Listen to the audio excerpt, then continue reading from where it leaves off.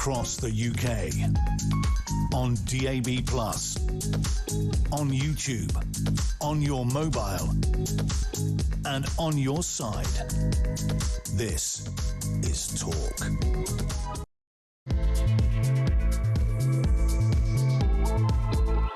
Well, there are almost 200,000 people in the United Kingdom who suffer from Parkinson's disease. The majority, by a little bit, are men, and 1 in 3 of the people that is diagnosed with Parkinson's disease will be people who are actually of working age. And so these are people who are going to be principally sort of, or most likely to be dads who are going out to work every day, potentially in good jobs, and then suddenly their whole world falls apart. It's a degenerative condition. Now, normally, brothers and sisters, we talk about politics, but we've had a caller on our show on multiple occasions who has got Parkinson's disease. He lost his job at, he lost an amazing job at a bank as a result of Parkinson's, and his life, in a sense, sort of fell to bits. And then he started to build it all back up again. Had a kind of new, if you like, second career. Now, look, we appear to have struggled to get his earpiece on, but that doesn't matter because Luke Murfitt is somebody who calls in our show regularly, and I think we've got a video of him because, let me tell you something, right? We went... Left a bit, Luke, left a bit. We went... right a bit. We went... No, there you go, yeah. Right a bit. We came into News UK today, and unfortunately, if Luke goes through the metal detector, he turns off. So we were slightly worried about him and having to sort of reboot him or whatever. But Luke is here today, and he's had this new medical device fitted. And I think Aaron has got the video of the medical device, and we can play it right now. Let's do that. Press right play now on the video. Hi friends, it's Luke, and today is a big day of the DBS switch on. It's the implant which the surgery has been put in my chest, and here's the remote for it. The wires go up through the neck, of course, around the brain, and then surgery was done 4 weeks ago. Switch on today. You're going to see me now with some footage of before, get switched on with no tablets, and then after. It's a journey of fine-tuning over the next 3 to 6 months. It will get better, hopefully, and improve, but it's a great start today, and I'm grateful for your love, support and kindness, and to God too. Thank you. Yeah.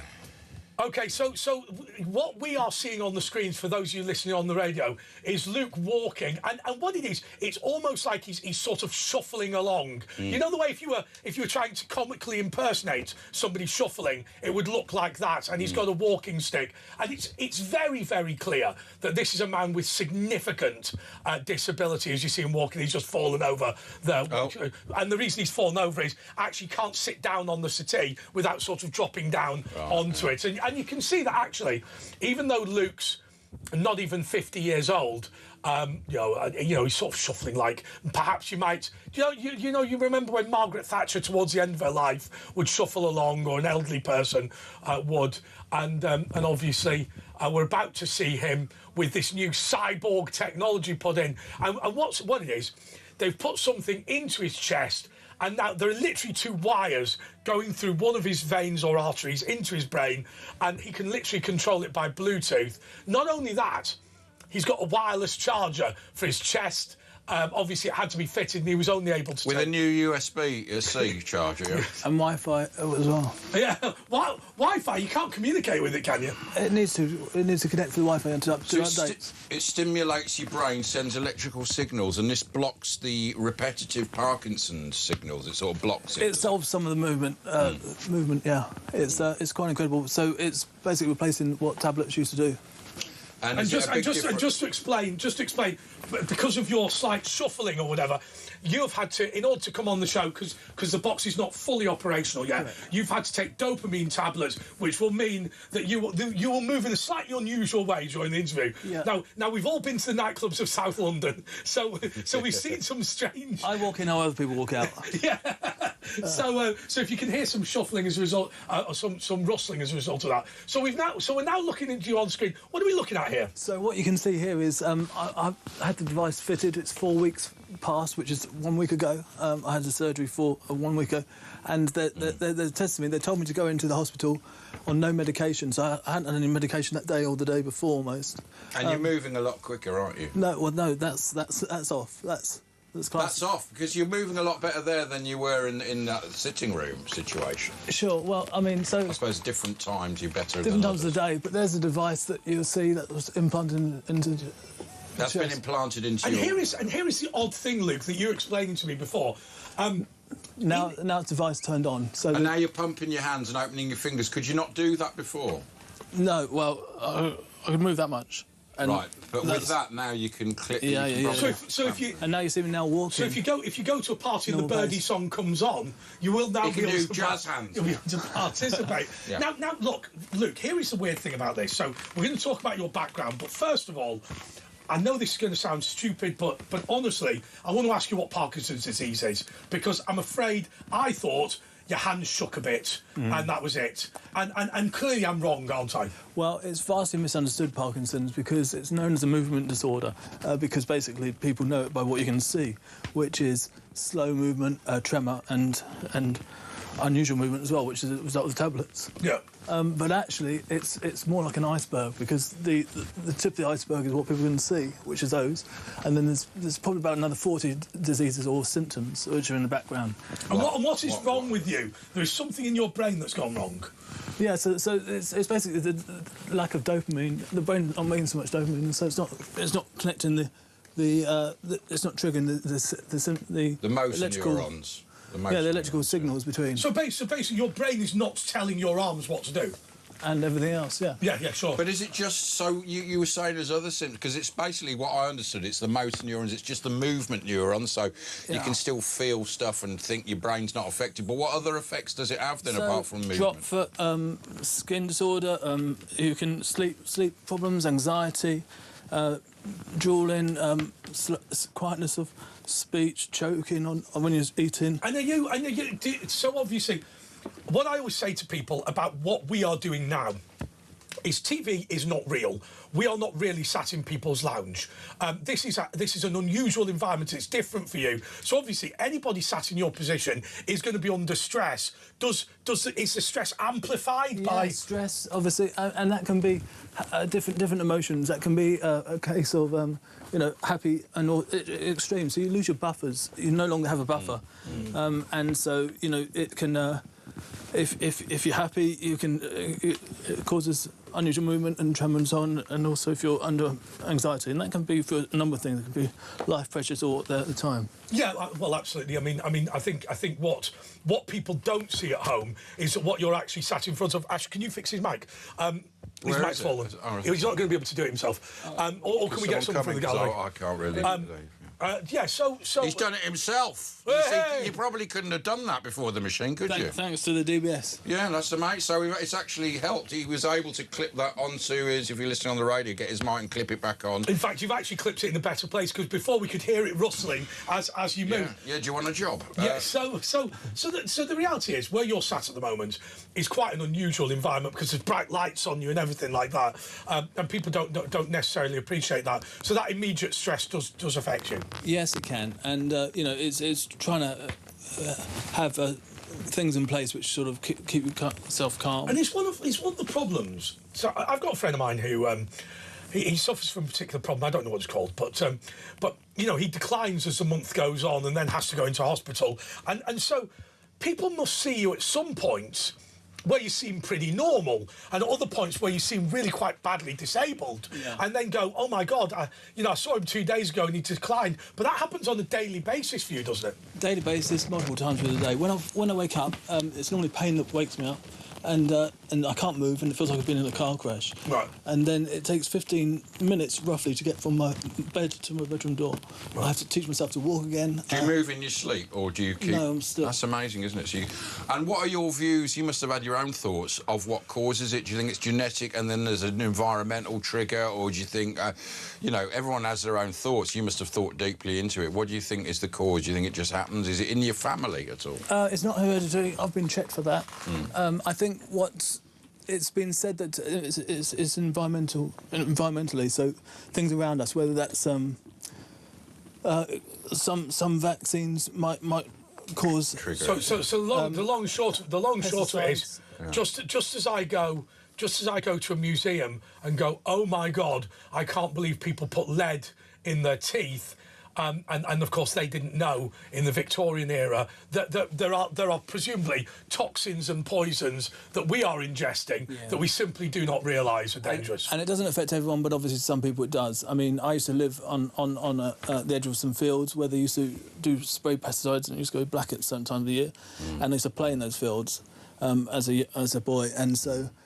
That was obviously the pesticides. Now, those pesticides have been banned now in Europe. Aren't they a form of sort of nerve gas type? They can mess with nerves, can't they? They're used as a base for many things, but, I mean, another one is I had yellow fever when I was 18, and you know... Yellow fever? What, you went to China or something?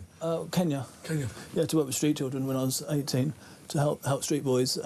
Yes. And I was there for 6 months, and so it involved having a whole load of, you know... Vaccines. Yeah, that's right. And I was spoken to a professor in America who said there's a high chance that it was the yellow fever vaccine.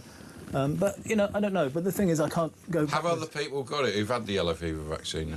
Yeah, of course, yeah. It's quite a common... Yeah, they're still trying to work it out, but is Parkinson's increasing? Is it one of those things that... The fastest growing neurological disease. Yeah, because basically we are doing something to cause it, and we just don't know what it is. I think so. There's 160,000 people in the UK with Parkinson's, around the world. So I'll tell you what, why don't we stop there for a second, and why don't we... No, I'll tell you what we'll do. Why don't we go to a break? Because what I want to do now, we now know what Parkinson's is, right? Now, forgive me if everyone's going to go, well, we already knew what it was. I didn't, so apologies. But after the break, we're going to talk about you working in a bank, having a top job, family, house, all this sort of thing. It's all phenomenal. And then age 35, your world comes crashing down. We're going to talk to Luke all about that next.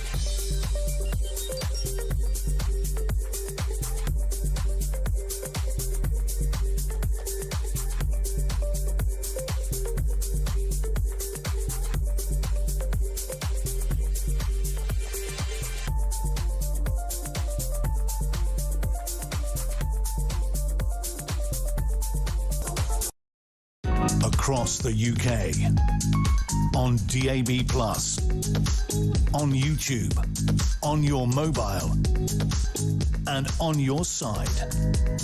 This is Talk.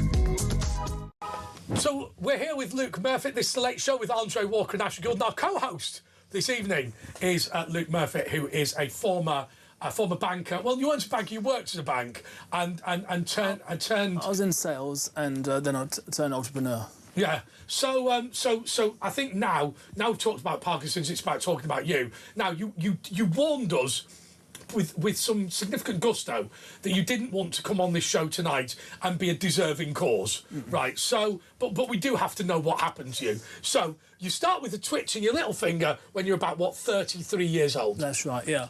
The reason why is because I've achieved more with Parkinson's than without, so why should I complain? Yes. So, but at 30, well, probably in my early 30s, I started noticing the twitch in my finger, drop foot, and my right arm didn't swing when I walked. And I thought, this isn't... And drop foot is if you walk like Kaiser Soze, is the long and short of it. Yeah, it'll bang. You become a very bad hitman because you won't get a job, because everyone hears you coming. Yeah, yeah. And so, so I had those... So I went to the doctors. they checked me out, and because of my age, you know, and I was told I was 99% sure. This is by a neurologist. I didn't have Parkinson's, but they said you can have a DAT scan to just confirm. And why did they think they were 99% sure? Because of the age? Age and the fact that I could do certain things which were unusual for, you know, for someone with Parkinson's. But So what did they think you had then? Parkinsonisms. A palsy. They didn't really know, you know. And so I had a DAT scan, and then with all these neurologists in the room, and they said, you have got Parkinson's. Yeah. Within 6 weeks, my employer let me go. And so they literally said, well, now you're disabled, bugger off. They basically, they thought it would be too much for me, and so they said, we'll give you 3 months' pay and, you know, go on holiday. Oh, how nice of them. So, I mean, did you give them a piece of your mind? I had the last laugh because basically I worked for the competition and I had lots of contacts and so... So you got another job after I got another job for a while, but my Parkinson's, I said, look, Luke, you need to go and see to the job centre. Yeah. So I turned up on a bus into Bromley Job Centre because I had my company car taken off me. And I had a letter which... But you would have lost the car, you would have lost your driving licence anyway, wouldn't you, with Parkinson's? No, it's on a 3-year renewal, because when I'm behind the wheel, I'm OK. I can drive quite well. Oh, is that right? Yeah. Isn't that weird? Because when you arrived in here, you know, you're really shuffling. Now you're completely different. But you should have seen how he parked out there. Terrible.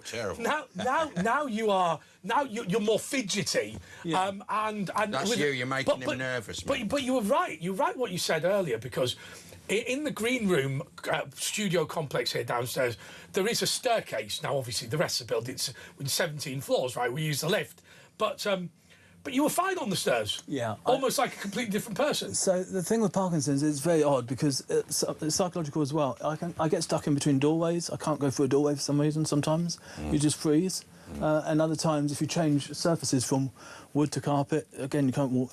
But when it comes to stairs, my brain can switch on and focus on each step, and it's no problem. You can't Do you have to think your movement, like, because when we walk, we don't think about it. Do you have to think each step? Oh, I don't know. Well, yeah, sometimes you have to think about it. But so I think I have to consciously get my arm to swing. Right. And your legs to move and stuff? Certainly in the morning when I wake up, and in the evening when the tablets are becoming less effective. Well, because in the video there, you moved really well the second time. Even better than tonight you moved. So that was no medication. That was DBS off and DBS on, which is the electrical thing. Massive difference. In me. And that was literally 2 minutes or 3 minutes apart. So is it on now? It's on right now, but on low? Tuned down at the minute, because it takes about 6 months, 9 months to tune up. So it automatically starts getting more and more, and so all your twitch and stuff will get less and less as it does more stimulating. Yeah, so my brain's got to get used to obviously having this. It rewires itself presumably a bit. Maybe it'll be something like that. But so I'm on half my medication, and the thing with the medication of Parkinson's is it causes symptoms which are called dyskinesia, which is one of them. Which is what? Dyskinesia is the unusual movement. So what you're seeing, where you can't do that, and you know. And S's and stuff. That's tablets. I think when you were downstairs and you just taken the tablets, you were approaching picking up your bag in quite an unusual way. Now I assumed it was because you had the shakes, but it was the pills. Yeah, that's a consequence of the pills. So I was just taking that, and it's obviously a lot stronger when you're just taking it. But that's the trouble with medication. It's mixing with your stomach and what you've eaten, and it starts off strong and then gets weaker. Yeah. The beautiful thing about the DBS, Deep Brain Stimulation, which is made by Boston Scientific, the ones who make the robots and things in America. Yeah. Is that this is more consistent, you see, it's just consistent for the day. And there's no chemical side effects, obviously. No, so you're not damaging your kidneys. And we don't, look, we have some understanding of the brain. We don't have any understanding, really, of what things like intelligence are, or, the deeper elements of the brain. So we know the basics, like this bit controls this bit, and we can see neural connections and whatever, but our understanding of the brain is actually quite low. You physically have wires sending electrical pulses? Yeah, so, I mean, I had 7 hours brain surgery for this to be done. And your brain is cabled in. You are 100% human, but there's 102% of you. But, yeah, my eyes will turn red and my head will turn round. And so, yeah, I mean, so... It's they're inside the computer, which charges. I don't know if you can see on TV, those who are watching on YouTube, but so once a week I have to charge it up, wirelessly. So it's like a strap that you put on with a you put this over your Bluetooth neck. transmitter. And that I mean, that is a transmits- wireless charger, isn't it? That transmits It's to a the wireless- machine. And when it finds... Okay. So Whoa! Now it's over my... is that my now computer. what? Stimulating you? No, it's charging it. me up. It's charging. Yeah, you can see he's perking up a bit, isn't he? And what So that's done once a week. with respect, what happens when you run out of batteries? It's a wireless charger. It just I would stops working. It stops working, and I'd be like, you saw me on the slower... Would it video. work with my Magna charger as well? I mean, Can we try that? No, it might mess the machine up. We better not. I think we should. That's maybe in time. But so then I have a remote control, which controls Bluetooth. Is this Yeah, an when you say- HS? But when you say remote control, I mean, I know what a remote control is, but what's it actually controlling? Well, this is talking to my computer on my chest. Sure, but what's it telling it to do? It would effectively enable me to turn it up, or It's what? Sorry, I know I'm make it asking more really- effective. It's like one of those muscle stimulators, isn't it? But what? Send more electricity into your brain? Yeah, I think so. Right, okay. Stronger pulses. Yeah. I mean, I've only had this in for a week. No, sure. So 1 week ago, I was under surgery. So, but essentially, it's I can turn off. There's a red button there, which is very tempting to touch, but it's I'm told not to. But that would turn the thing off. And if I don't have it, then obviously the tremors would start. And I mean, slowly we down. wouldn't do this because at the end of the day, this is not an exercise in humiliating you. It's understanding the subject. But if we turned that off, you would become noticeably more disabled immediately. Yes, I would. However, at the moment, it's only on half power. Yeah. And I'm on half medication. And will there come a point? No, actually, I was about to ask you a stupid question. When that is fully operational, will I be able to tell that you've got Parkinson's disease?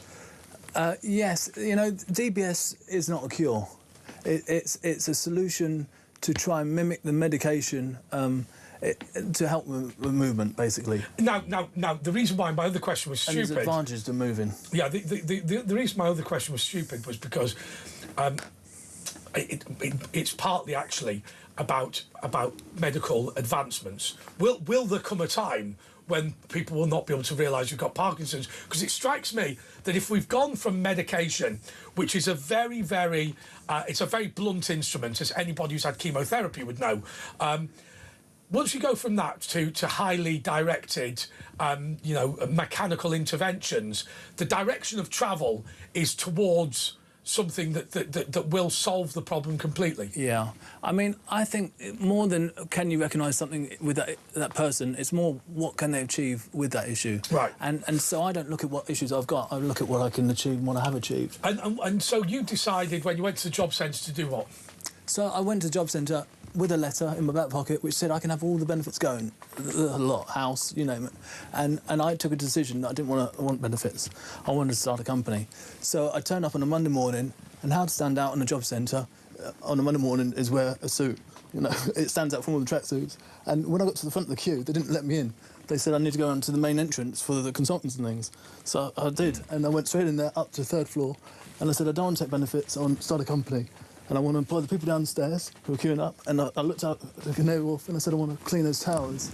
And within 7 months, I was cleaning within 9 months, I was cleaning 7 towers. And presumably, and I don't want to be disparaging about people who've lost their way in life, but presumably the consultants at the job centre did not laugh at you.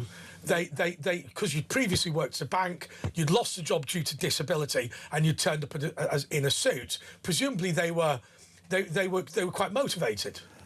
I would say... You can say no. Initially, they did laugh. They said, what does a salesman know about running a business? You should have said, well, what do you know about finding people jobs? You completely failed. Well, I mean, and regarding cleaning, my wife would have probably agreed. I don't know how to run a cleaning company. But I had a dream, and I knew I could do it. And why was the dream to clean things? Because for a lot of people, that's not the dream. Yeah, well, I was limited by finance, so the cost of a bucket and mop is not much. And I also knew I wanted a company which is scalable and one that could help other people, not just myself. When was the eureka moment that you just at the job centre? No, when did you think a cleaning company, big contract with big Well, I was construction? part of BNI, and that's Business Networking Institute. So I used to go to that each week for years, and I used to see cleaners come and go and do a very poor job of running the company. And I thought, if you were to pay the cleaners more and treat them as people, not as cleaners, give them more opportunities, especially mothers, then I could actually have a company which sort of becomes a force for good, not just for making I money. tell you what our cleaners do, which I find absolutely extraordinary, and I don't know even if the people in the gallery know this. So they've always got their headphones on, so obviously we see them because they arrive late at night, and they're hoovering up and cleaning whatever. And what they do is they're all mates in different buildings. They stick the phone on the company Wi-Fi, and they have like a big WhatsApp group audio conference of like about 30 different cleaners, and they're all just chatting away. So while they work, they're all talking to each other, which I've always thought might be quite good fun. That's quite intuitive. I mean, I used to have all sorts of things as well. One thing I made sure, I decided my company was going to help mothers back into work. Yes. And so how do you help mothers back into work? You basically pay them more, you give them weekends off, and you make their life more enjoyable and feel motivated to work hard for you. And so that's what I did, and I set myself a target that within 5 years I wanted to help 200 mothers back into work. Wow. Within 8 years I achieved 330 mothers back into work and 47 fathers. And so that gave me a great lift. I used to pay them 50% more. Which was. But how did you make that work with the cost of the contract? You can imagine when you've got a company which helps so many people. I got clients like the Shard next door, the Heron Tower, Amazon, some huge contracts, but we mostly took on construction cleaning, which is cleaning new builds. Yeah, but how did you get the contracts if you pay more? How did, like Andre said, how did you? So Reputation went before us. We used to get recommended. But did you literally charge more? No, we became more efficient.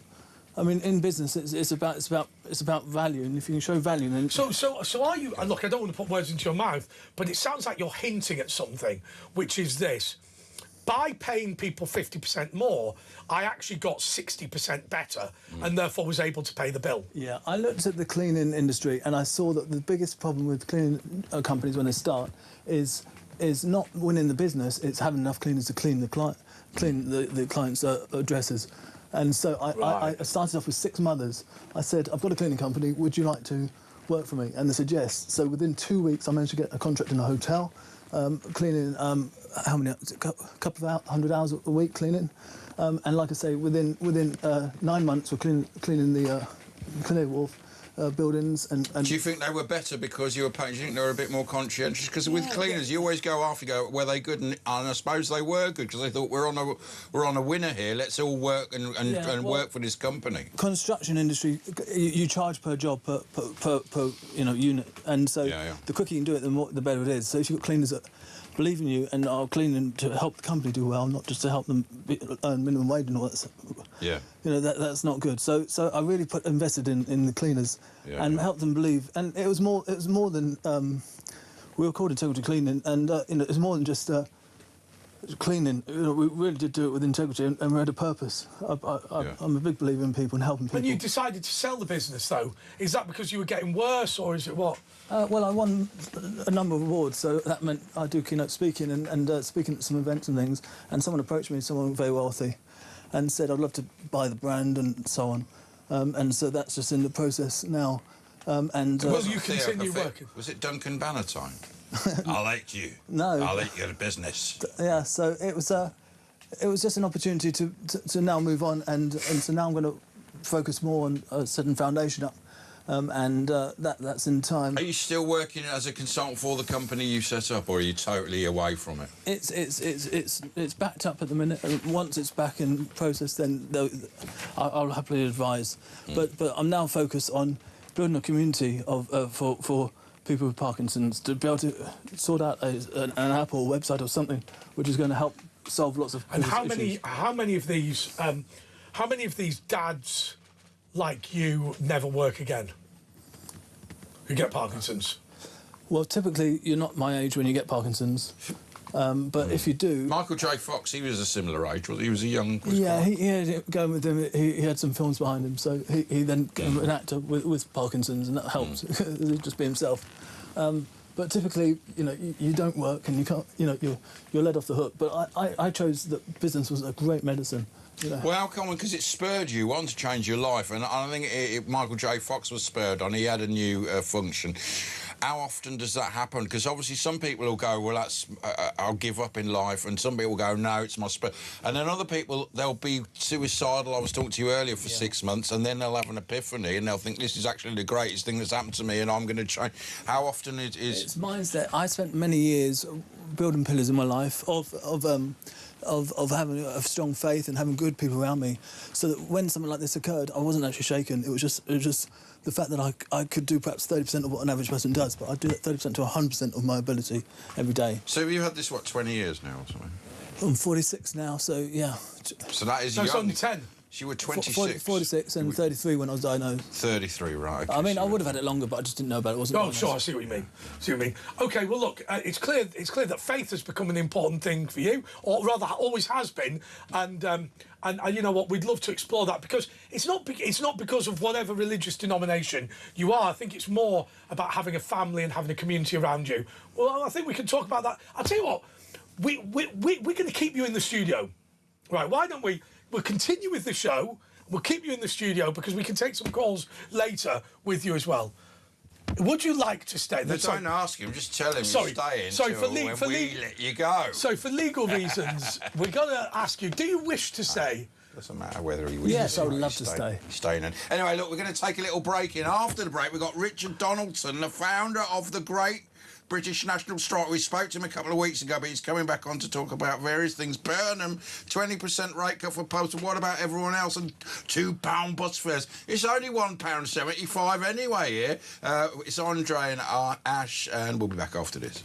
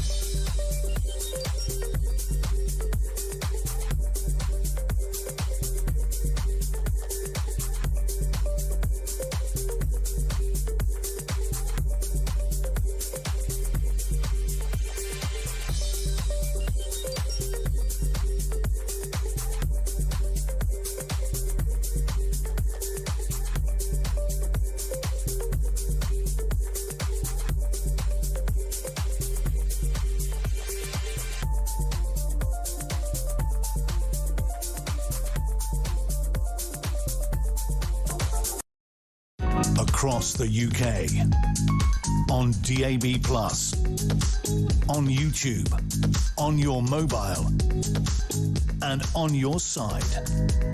This is Talk. Yes, this is Talk. Contract negotiations have taken place with our guest co-host this evening, Luke Murfitt, who is, I think, both a sufferer and an expert in Parkinson's disease. But you've been saying to us about the fact that your faith and family are important to you. Tell us a little bit about that. I think they're fundamental. You know, there's certain things in life which are so helpful when you've got challenges. I'm a big believer in family and obviously faith. But which religion or denomination are you? I'm a Christian, yes. I'm born-again Christian, so Are you? I believe in sort of, you know, if it's in the Bible, I believe it. If it's tradition, then I'm not so. Yes. You know, it's a non-traditional church. Now, Now, I don't mean to insult you. As you know, this is a pro-Christian show. But do you do the Christian aerobics? You know, the jumping round and all that sort of thing. We would be a mixture between Baptist and Pentecostal, somewhere in between that. So you're talking about Pentecostal, where yeah, they really go for it, don't they? Yeah. So we're kind of toned down a bit, but a bit more than not. You know? I'll tell you what we should do. Right, we've got your daughter Lydia here, haven't we? So I'll tell you what. Right, why don't we look? We'll get her mic'd up and we'll bring the chair in, and it'll be a bit odd because we'll be shuffling past. Okay. But who cares? It doesn't it? Yeah, sure. And how important were the family? I mean, I'm just going to say this. I know you are happily married, but you know, some people, you know, the wives lose their faith and start leaving. Oh, for me, it's built my faith. You know, when you can have a rock that you can rest on, and going to church, my bigger family. You know, if you don't have family, go to church. There's great people there, and people who care about you and ask how you are, help you. It's basically a network of it's like pillars, you know. And so I spent my life sort of helping people, and now's the time where I need a bit of help sometimes. And I mean, that is the great thing, actually, isn't it? Because you know, the more you do for your community, the more the community is stronger and able to help you back. Yeah, family, community. It's so important. It's a bedrock of society, I believe, marriages, and you know. And do you know your wife through the church? Well, my wife is Kenyan, and so we met actually in a Pentecostal church in Kenya. Oh, really? We've been married 24 years, 22 years, I think, now. Don't get that wrong. 23. Because she'll be watching. 9th of August, yeah. So how long? So, yeah, absolutely. And so I met when I was out in Kenya working with street children, and we were friends sort of there, and we became pen pals in the olden days before mobile phones and things. She became a nurse in the UK. She was a nurse, and it's all worked out perfectly. So you knew her, corresponded with her, to use the old term, and then she moved to the UK anyway. And she was planned to come to the UK anyway to be a nurse, to do training, and so she did that for many years. Diana's her name, and it was, you know, it was a godsend, because obviously now I'm the patient, and it's, you know. But the thing is, I mean, even my son and my daughter, Lydia and Jotham, Jotham's at home, but you know, they're great, and you know, if I ask for help and need help, because it is tough. I mean, I've still got Parkinson's. There's still challenges, and but the thing is, I've got a positive mindset as well. So I believe, obviously. I mean, I think what you're not doing is you're not being unrealistic. No, it's hard sometimes, you know, but I'm aware that everyone's got challenges in life, just some are more visual than others. So in a sense, I've got a bit of a head start, because people can see I've got a challenge from a distance, whereas someone else might be having mental health issues, or financial issues, or marital issues, or whatever, and you can't see, and those people have challenges like that. So. Do you think your children, because I met your daughter tonight, and she's very mature, do you think it's that they've become mature because of what's happened to you, and so they've had to sort of grow up quicker, and it's actually helped them in their own development? You know, because when you meet, she's only 16, but when you meet 16-year-olds, that she's quite advanced, isn't she, in that way? Yeah, well, I mean, I've only had Parkinson's for 10 years. We brought them up in a way that, quite a strict, conservative way, I think, you know, in the church. I think going to church and having mentors and people, so that they're being told and advised from other people, not just the parents, but we also obviously consistent with them. And so they've done great at school. They're low maintenance, like you say, and certainly they're ready for helping me with Parkinson's as it comes on. And not just to me, but to others as well. I mean, that's what we've been built into them, to treat other people Well, better they've than become themselves. experts as well, I suppose, at the same time. Sure, yeah. And have you noticed that, I mean, having a boy and a girl, does the gender divide mean that one is more able to deal with some elements of it and the other is more able to deal with others? Or is it a no impact? Yeah, well, my wife being Kenyan, you know, it's we're quite strict, and no, they love each other very much, and they get on well, and they hardly ever argue. They look out for each other, because we often say you pick your friends, but not your family. You have to get on with your family, right? Yeah. And so my wife's obviously, she's a great mother, and she's taught them well to respect others and to help other people herself. And how easy is it to hold down a job in nursing, which can have some antisocial hours and a great deal of stress, and have somebody who is, and I hate using this word, but somebody who's disabled at home? Yeah, well, first things first, I don't suffer. You mentioned I suffer Parkinson's. I don't suffer, I excel with it. I use it to my ability, my disability. Like I say, it motivates me, because rather than looking in the mirror at my problems... It spurs you on, yeah. Yeah, I look out the window and look at the opportunities. Yeah. And I think how many people I can help, not how many people can help me.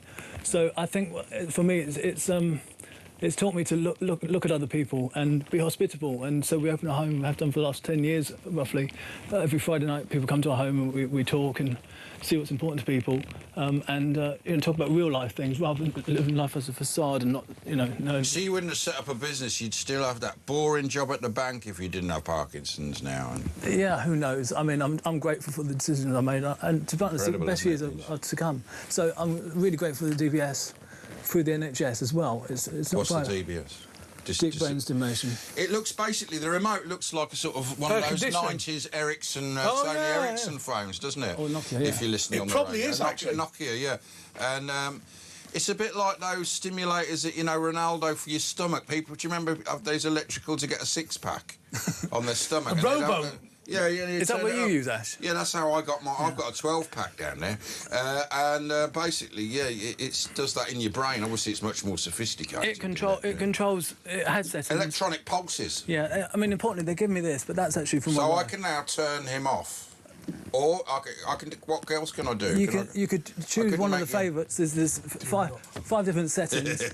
Party mode. I'm not going to... Don't worry, I'm not going to press it. I think we'd get into real trouble if we turned him off. What happens if I press the star jump button? No, I won't. This could go viral, you know.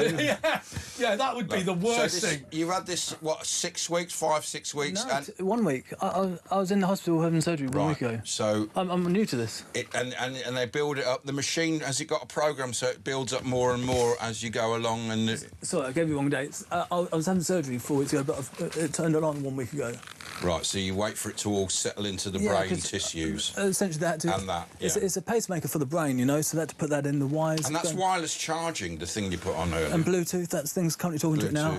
Yeah. I mean, I don't have to carry it around with me normally. But obviously, it's amazing equipment, isn't it? It is. And Boston Scientific, I mean, they make all those robots that we see on YouTube and things. Can you get this on NHS? It's NHS, yeah. This is NHS. Yeah.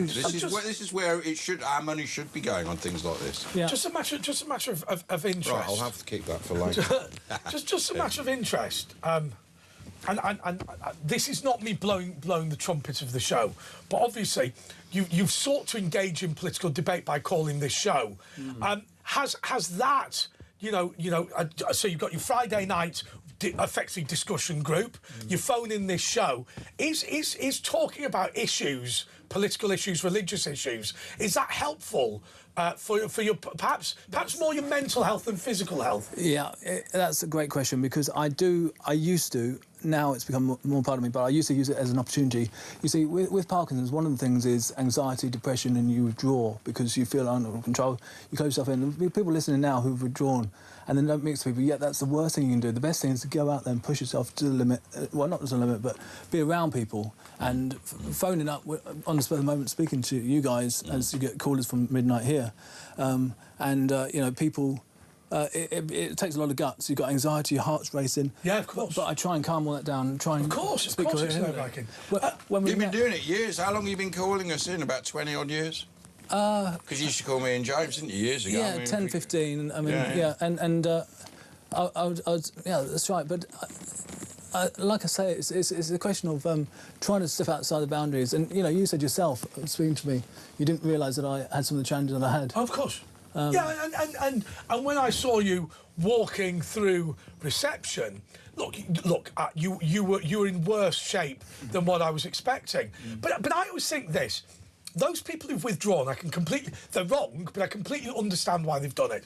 I remember speaking to Simon Weston, who was quite badly disfigured with when his ship was bombed during the Falklands War. He was Welsh Guard, I think. And he's got his and I said to him, actually, when people look at you, they don't go, "Oh my God, look at that disabled fella." They go, "Oh my God, there's Simon Weston."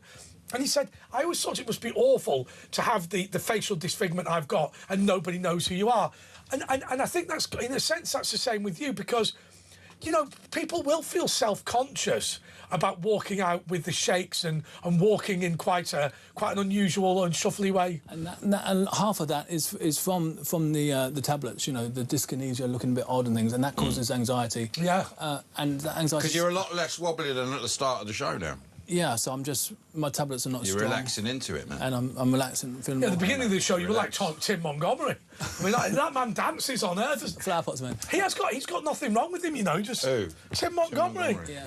They dance. It's the way he rolls, So as the DBS gets turned up more and the tablets go down, hopefully I'll be able to be at my peak of my... Digital brain stimulation, is that what it is? DBS, digital brain stimulation, yes, it is, yeah. Did you guess that, Asher? I don't know. I think I might have seen it earlier written. He has visions. I thought it was a development and barring service. What is it? DBS. DBS, Deep Brain Stimulation. Oh, the DBS checks. There used to be DBS checks, didn't there? So as I can move more, it means I no longer have to take the straightest, shortest journey to somewhere. I can work on my fitness, and you know. So now this is on, and I wake up in the morning and I can get out of bed. I can get to my door in half a minute. Yeah. It's from 15. It's not bad. I can you know, I can do all sorts of things. I'm trying to do walks. I'm going to start badminton. My parents bought me a badminton racket the other day because I used to play lots. I'm going to start playing pool again. So watch your space. But badminton and pool, presumably for your condition, must be particularly difficult. It depends what your mindset is. I mean, someone said to me, "Are you in pain?" And I said, "You know, pain is a mindset. You have a decision." Well, it's not, though, is it? Well, to a degree, some of the pains. I mean, I have lots of pain for the years, you know, but I don't focus on them. I focus on what I can do. Yes. And you know, when you fill it with positivity, you don't have much room for negativity. I mean, actually, there's a lady who phoned us up who had a spinal injury just from picking up a pen, and she was completely disabled, paraplegic, the waist down. Yeah. Now she said she was glad to have it, but I think what she was suicidal for the first 6 months, and then she had an epiphany. What she actually meant, I think, was this. So many of us, and I include myself, never live up to our full potential. Whereas I think there are occasions when people aren't 100%, but are able to recognise, you know, that they should live up to their full potential. It spurs them. It's like a catalyst. I realise that Parkinson's is supposed to slow you down and hold you back, but I turn it round so that it sped me up and propelled me forwards. And that's how I ended up winning UK Entrepreneur of the Year, the UK Business Awards, multiple other awards. You had an Amazon TV show. I'm on Amazon Prime on 5 episodes of that as well. Oh, really? What show? It's called Business as Unusual. And that went to Christmas #1 and January #1 as well, the most downloaded business like Slade. docu-series. So, yeah, but it was a great opportunity to show people what you can achieve. No, I think what we'll do is we'll go to break and we'll find Lydia. Have we found Lydia? We'll find Lydia, yeah. So we're going to take a little break here. We'll get a mic for her, and we might be back with Lydia after this.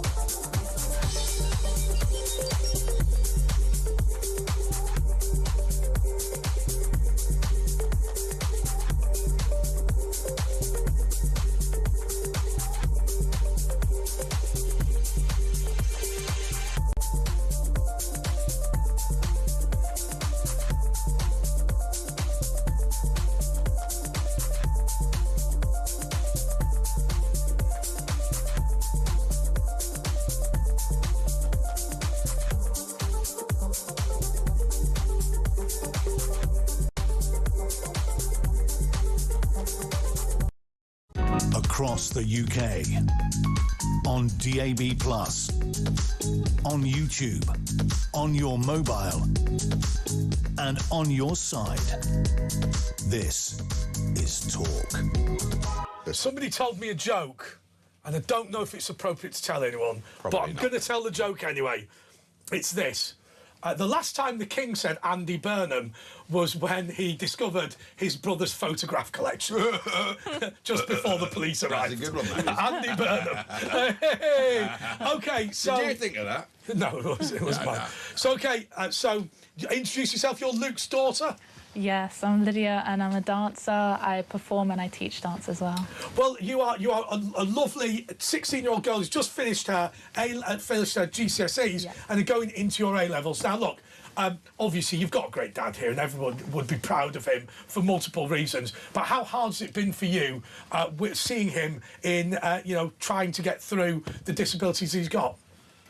It's been quite a struggle, to be honest, quite sad at times. In primary school, when I was younger, I actually didn't know that he had a disability because I was just so used to it. And then, growing up with it. Yeah, and then someone mentioned it at school that, why is your dad shuffling? And it hurt me a lot because they were making fun of me for it. So I've just encouraged him and he's been such an inspiration just every day. So. And how about since this thing he's had put in, are you excited about how that's developing? Oh, yeah, it's amazing. It's like a literal metal box. It's changed, like, from the videos. His movement is so much better. His mental, and it should get even better. And as if it you are, progresses. and if so you've done your GCSEs. We think they've gone well. You've got the results, haven't we? 20th of August. Okay, so you haven't got the results. She's in the top. You should hear A-level choices and maths and what was the other thing? Maths, sociology, and theology and ethics. Yeah, so clearly you're gonna do well at your A-level, at your GCSEs. We don't know quite how well. Sinology. But it's going to be good. Sinology. You're going to do A-levels. You're a dance teacher as well as a dancer. It's very clear that your father's positivity has rubbed off on you. So this is a really stupid question, but has the Parkinson's actually benefited you because of that? Well, it's made him much a stronger character, in my opinion. And you as well, probably. Yeah, definitely, because it's shown me that despite the challenges, which are literally inside him, he can still go past that. And why dance?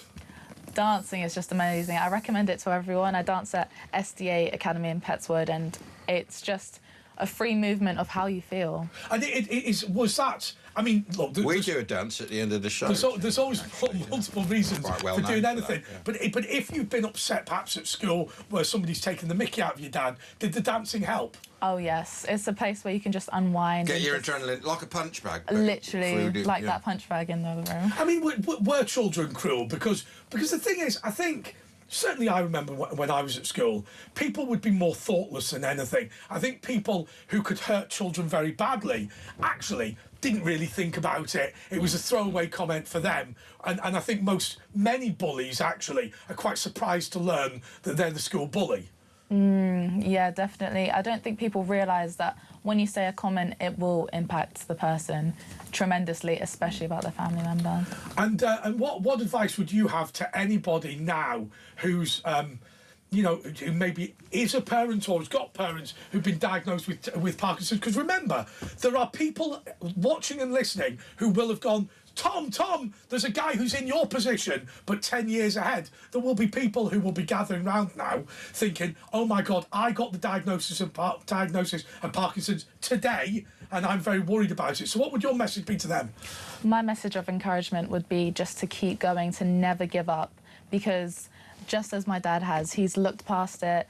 Put your faith and trust in something greater than you, which in my case would be God. Well, look, let's see about the DBS, because we've got someone here. We've got Michael, who has had a DBS fitted. Stop. What we have done is what we've always do, which is fail to get the earpieces on the guests when we're doing We're it. just getting them in. Michael, bear with us. Stop everyone. It is bring your daughter to work day, and Adam's daughter is watching him fail in his job. Stick that in there. We just hold on, Michael. We're coming right to you as soon as we're wired for sound.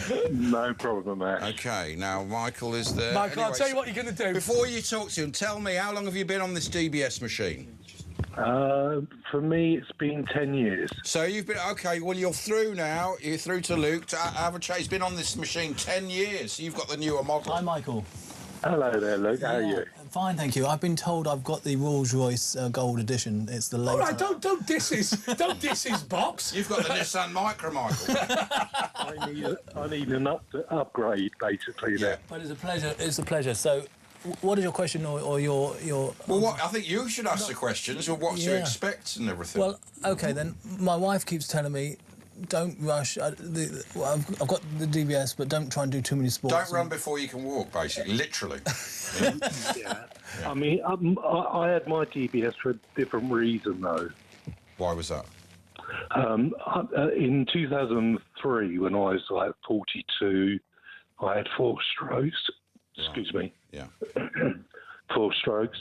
Yeah. And one of them left me with chronic post-stroke pain on the left side, Right. which is like having chronic sunburn 24 hours a day. Yes. So this was to get rid... I had a friend who damaged his knee, and he had a similar electric system to stop the pain in his knee. So this machine can be used in many different guises, can't it? Yeah, for me, it's got about 40% of the pain away, not 100%, or, you know, but then again, you know, then there's the drugs on top of it. Yeah. So the DBS wasn't for Parkinson's or epilepsy as can be used for. No. It was for. No. So Luke and Michael, this technology has got so many uses. Yeah. Well, it would appear so. Well, I suppose it's because all nerves run electrically. I mean, yours would be sensory nerves, Yeah. I would have thought, Mark, and yours is motor, but it just does the same thing, basically. Different part of the brain, and it might be worth saying that I had a double DBS. Oh, he's bragging again, Michael, yeah. That is fighting That's talk. like 2 exhaust pipes. I wouldn't want to brag, but it's a V12 engine. What? So 2 parts of the brain. No, Luke, stop it. Right, first of all, you said it was the Rolls-Royce. Then you said you had 2. Then you described it as a V12. Right, Michael, I think that's fighting talk, right? Michael's got a convertible. he's got the V12, I've got a little Porsche. Are they going to upgrade you? Because, you know, at 10 years old, it probably needs an upgrade. No, they can't, because they'd have to take the actual Machine. implant out of the brain. Yeah. No, it sounds like it was a good thing to do. And would you say it's helped you? I mean, what percentage? Like I said, about 40%. You already said that. Listen! Yeah, no, I'm not being funny. He's got a remote control to control his brain, right? I think he's done quite well, if I'm being totally honest. If I go quiet a minute, it's because I'm just uploading the latest download. Have you Update. Have you? You know when you go to see the nurse, the DBS nurse. Yeah, to tune. Yeah. Tune me up. And so basically, and then they put the thing on your battery to check how much level's in it. Yeah. Do you ever get the jumping thing? Not yet, no. But I mean, you know, I've been told that next time they tune me up, I'm going to get some more sort of favourites, if you like, a bit like your radio. So they'll be for different modes. So there'll be a normal mode. Anyway, look, we've got to go. You're going to hang around with us, aren't you, for a bit? Yes. And we're going to do the newspaper review coming up. If you want to ring us 03444991000, if you've got a DBS, call in with your DBS points and questions. It's Talk with Andre and Ash. We'll be back with the papers. Call us back after the news.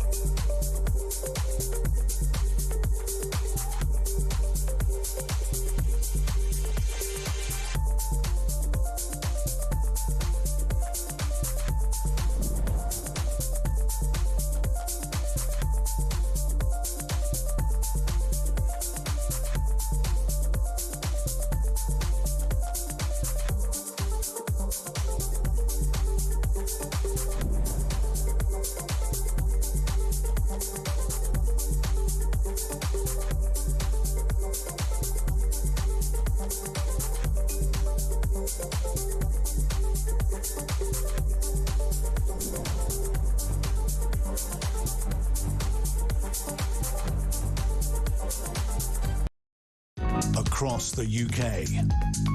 On DAB+, on YouTube, on your mobile, and on your side. This is Talk.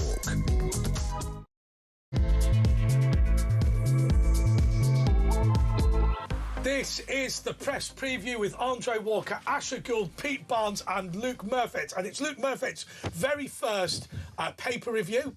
Mind you, there's been a number of firsts today. Is this your first? It's not your first TV or radio interview, is it? Oh, No, I've been on another channel. And it's you've been on the other place. The other place, which we probably can't name here. Yeah, no, we don't mind naming. No, because we like them and because we have many similar viewers. We call Al them Jazeera. No, we call them the other place, like the House of Commons and the House of Lords call themselves. So I've been on GB News a number of times with Liam Hannigan when he was on. Never heard of it. A few others. I like him though. Yeah. Yeah, in the Prodigy, obviously. So a number of people have said I've congratulated you on your positive outlook. Oh. No one's congratulated Pete. I've congratulated you on your blue leather jacket. I like that leather jacket. Yeah, Barry Manilow used to wear one like that. Barry Manilow. Do you know what he said about Barry Manilow once? There we go. He said most pop stars are very good looking, but Barry Manilow has always been very he's ugly. so ugly that he becomes good looking. It's like it goes around. I saw right and left wing. I thought it was Barry Manilow who was on the X Factor. He clearly had that much work done. And then they're going, Barry, what do you think? And he's going, oh my God, that is completely amazing. Like his face didn't move at all. Do you remember he came out his game? We were all shocked and stunned. What? Yeah. It's like when Liberace came such out. a woman's man. No idea. I mean, unbelievable. I love when people come out as gay and you didn't know they were in. Yeah. That's my favourite. Yeah. I didn't know they were in. I had a friend of mine. I had a friend of mine from school who was camp as a row of pink tents, and he had to come in. He said, come in. He was like 16. He went, oh, I pulled last night. And went, oh right. He went, yeah, Chris. We went, yeah, not a surprise. And he went, Chris is a woman. And we went, what? Yeah. And he went, yeah, I pulled a girl. We went, my God, Matt, that was a real surprise. It's funny, the only straight blokes that sound like gays are hairdressers, aren't they? I've never met a straight hairdresser. Barbers, usually straight, but a hairdresser. I knew a hairdresser. I knew a hairdresser who used to be like that down pub, used to talk like that, and then when he got into work, he was like, exactly. He said, you got bigger tips from all the old ladies. Bigger what? Okay. This is the paper review. Don't forget, if you're listening in the morning, it's Alarm Clock Egg Time of Britain with Jeremy Kyle, I think, in the morning, so make sure you stay tuned for that. It'll be a big one. The Daily Mail. Every single advanced AI model goes rogue in testing, and this is about the story. I think it was not ChatGPT or was OpenAI. They did this test, and the machine, it was enclosed. The machine on its own managed to somehow get out, like Die Hard, where they get out through the air system and infiltrate another system on its own without any. And this is the early stages.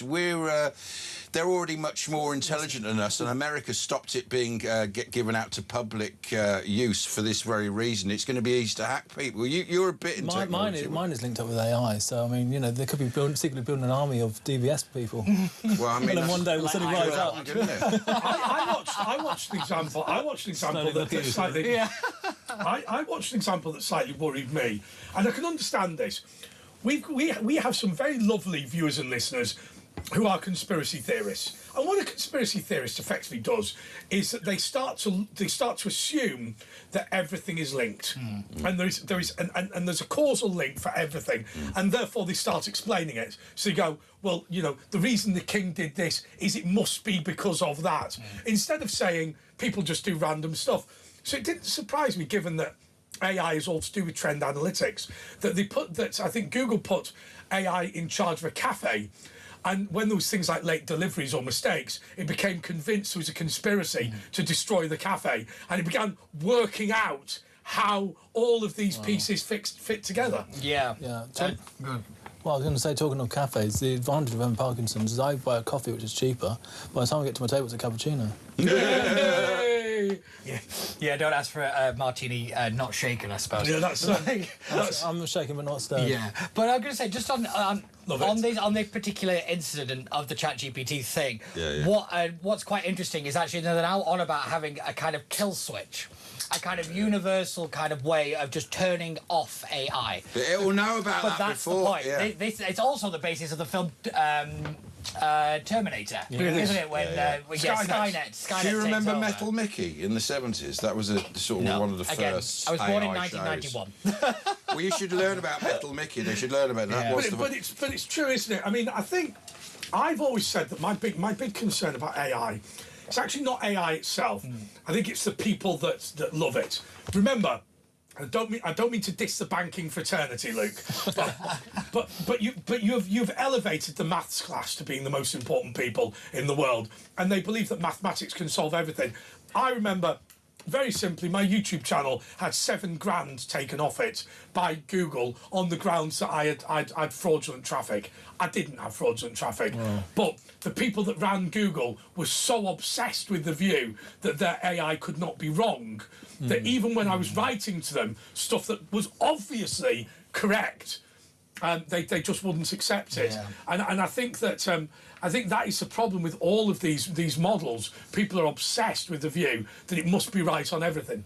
Sure, I think people can be obsessed, but there's also a level of some things can be taken advantage of. I think sometimes the damage limitation. So something like the thing with Anne Widdecombe happened. Some people pointed to conspiracy. Other people would say actually that they're managing it. They deliberately brought out certain information on the day of the World Cup, on a hot day. You know, they bring out certain information through when it's convenient to them to not make the government look so bad. Would you agree with that? Yeah, my major problem with AI in general is it's always there to kind of consistently gratify.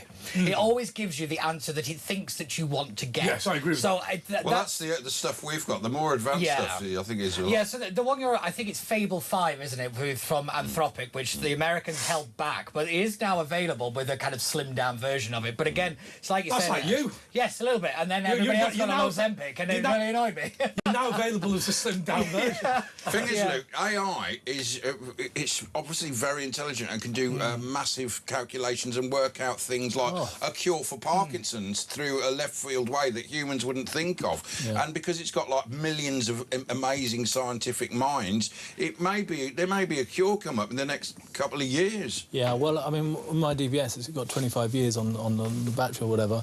Within that time, no doubt, half the time, I'm sure they'll come up with an alternative, better solution. Well, but if I go onto my AI, what it will do is, you know, if I'm talking to it. Which one do you use, Chat or? No, I use Perplexity. Okay. And what happens is, basically, I might go, I'll ask you a few things, then go, can you draw a picture of that? And it goes, no, I can't. And you go, why? And he goes, because effectively, it sends the traffic into different specialist fields. And so whereas your brain can, I mean, less so with yours, Luke, but on a serious note, you know, you can walk and you can write something down and you can talk. What will happen with AI is it doesn't connect in between those various areas. Yeah, it's called chain of thought, and it's the way that you kind of construct the prompt. You have to do it, it's this, then it's this. It's very step-by-step, very procedural in the way that it works. Because like you said, Andre, it can't just suddenly start to do a random tangent task and link it back unless you kind of order everything in a particular way. This is why prompt engineering, if you ever are going into university, study prompt engineering. It is the future. It's how everything will be But the done. interesting thing is, like your company, these AI models, from what I can see so far, it's not like humans in that we might just be sitting down one day and think, come up with an idea. You couldn't say to an AI, go, just lie down and come up with an idea of how to make a company or something. I mean, what AI won't be able to do is reproduce the personal aspect of things. Yeah. Well, so far. Things will become very clinical. Well, will consciousness be, you know, is it available eventually? Will it develop its own thought, as it may be already? I mean, it's not going to be... It's going to solve a lot of things, but I think it's going to get unstuck. I mean, because it only knows what it knows on the internet and things, and as more false news is put out there, it might suddenly believe that to be true, and then it ends up shooting itself in the foot. Well, Elon Musk says there's a 25% chance of human extinction. Yeah. And some of them are a lot worse, some of them are a lot... But they all pretty much agree there is a percentage chance of human extinction. Yeah, it's called negative utilitarianism, that eventually the best thing for mankind is to kill everybody because, therefore, it is the inevitable end, so why prolong the inevitable? That's what the basis of that is. It's... it's a miserable context, but there you go. No, but it'll apparently look like us. I mean, it won't think about killing us. Will be like ants, how we would look at ants. Not even we're killing them, we just got, get this pest out of here. That's assuming that consciousness is possible to replicate in a computer. That's the golden I'm not. I remain to be convinced. Now, I accept that what your soul is, as we would call it, what your soul is really hard to understand. And if you don't understand what it is, you can't replicate it in any meaningful sense. But I think this idea that AI has an understanding of anything, I think, is wrong.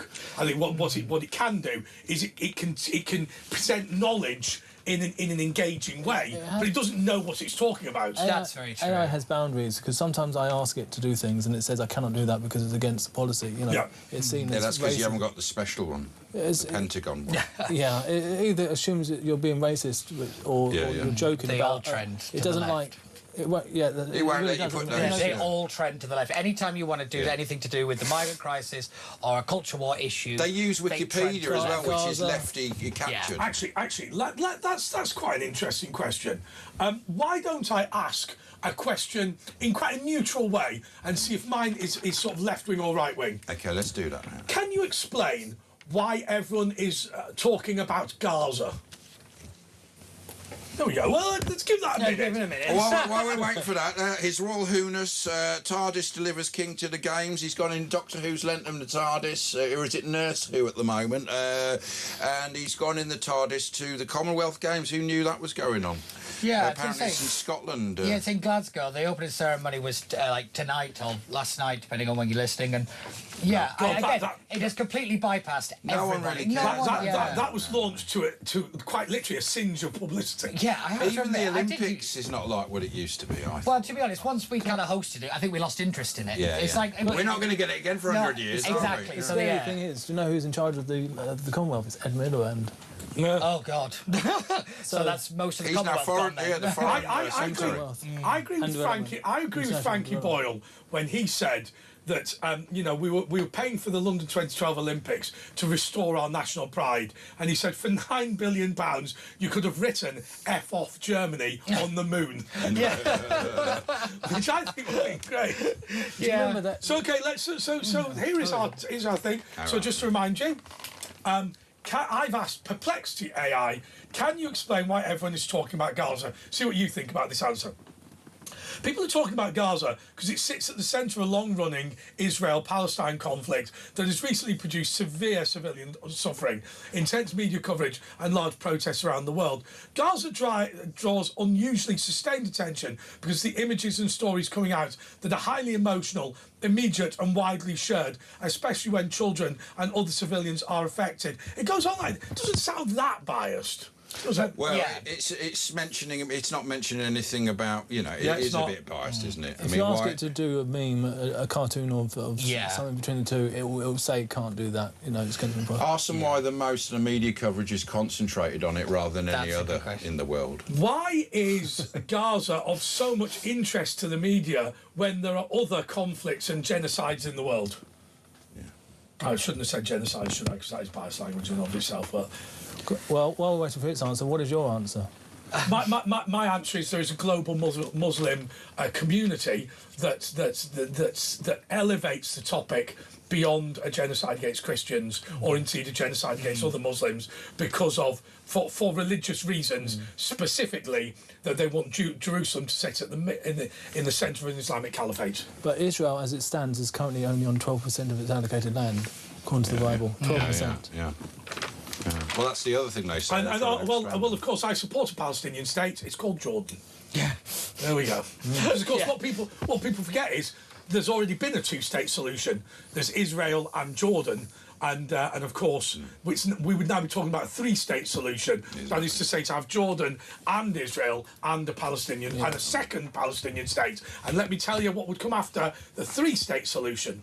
a 4-state solution. And Gaza used to be Egypt, but of course that wouldn't be convenient for them to say it was Egypt. It would be too easy, then you couldn't be a thorn in the side. But that's where it would have gone if they'd have won in 1948. The Times, taxes cut for pubs and clubs to protect working class culture. The Prime Minister has announced tax cuts for pubs, clubs and live music venues and said the move was an attempt to protect Britain's working class culture. Thing is, he's concentrating on stuff. He goes, oh, I don't want any more homeless. He's forgetting about all the big issues, like the economy's about to collapse. Like, there's loads of extra sexual offences going on in all the towns and cities. It's like we've got uncontrolled immigration, but he's talking about, oh, buses are going to be under £2 and you're going to get 20% reduction in business rates. And all, it's all just tinkering with a load of useless rubbish. He talks about capping a bus ticket at £2. That's as long as you stay within your borough, London borough, and your... It's only £1.75 a bus journey anyway. Yeah, but as long when you cross over counties, like my children used to go from Orpington into Sevenoaks to school, that was £5 a journey per day, and that's really crossing counties. You know, going from Bromley Borough into Kent, £5 each way. My thing on this is, if you look at the other headline on the Times, is eager for North Sea oil drilling. You've got pubs and clubs business rates decline. Being reduced. Sorry, you've then got the bus thing, you've also got the homelessness thing, and you've also got the fact that he can point to the fact that the migrant numbers are actually going down. If you're telling me there's a general election in the making and by the end of the year you're having a laugh. Can I just say, I think that's exactly what all of this is gearing up for. Asher's going to introduce a clip in a moment, but let me just say something.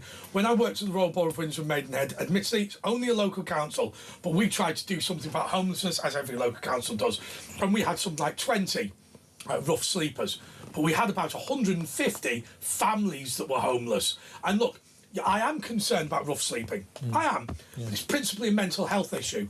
The bigger problem are people who are underhoused, people who are living on grandma's sofa, and all these sorts of people. And that is the bigger issue in terms of homelessness. It's the off-the-street homelessness that's the bigger problem. Yeah, I also find it funny that, was it last year they got rid of the Vagrancy Act? So, you know, you can now be a vagrant. Yeah. So, you know, that's why you're it's just also the fact that Andy Burnham fundamentally failed to fix this problem when he was only running Manchester. So get rid of the problem. By the way, like shoplifting.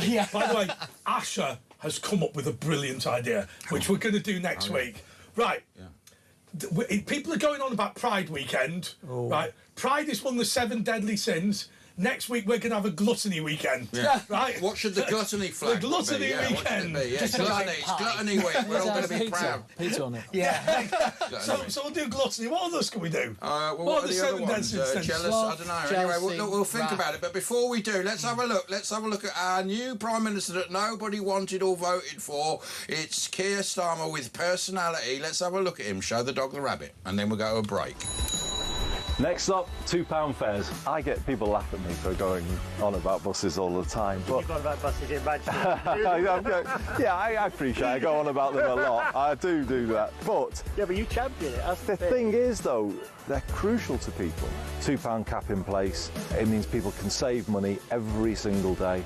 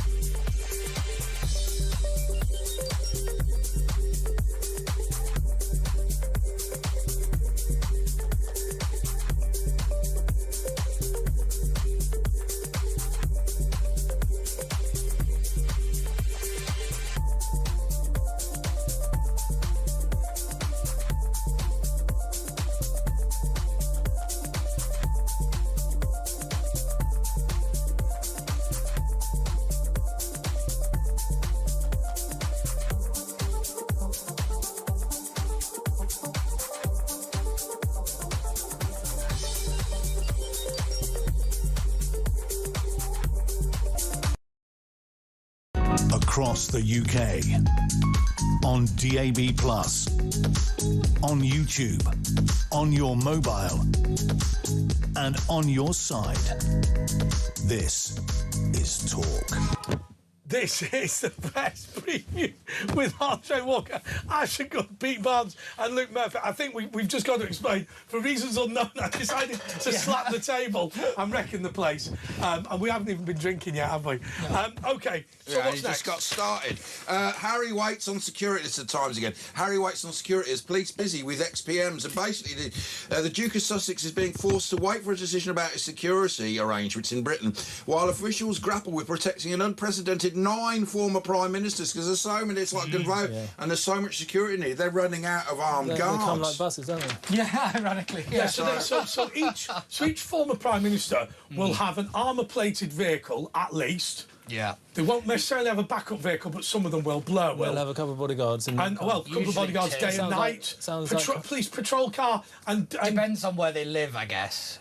Well, you'd have to have the diplomatic protection firearms unit at your house. Diplomatic immunity. And what you could have is potentially, do you remember that? You won't remember. Based on its £2 cap, why don't they just give them an arm-plated bus? Yeah, you put them all on one bus. Good idea. They can all go together. Yeah. Just drop them off. We'll get them an Uber. I think.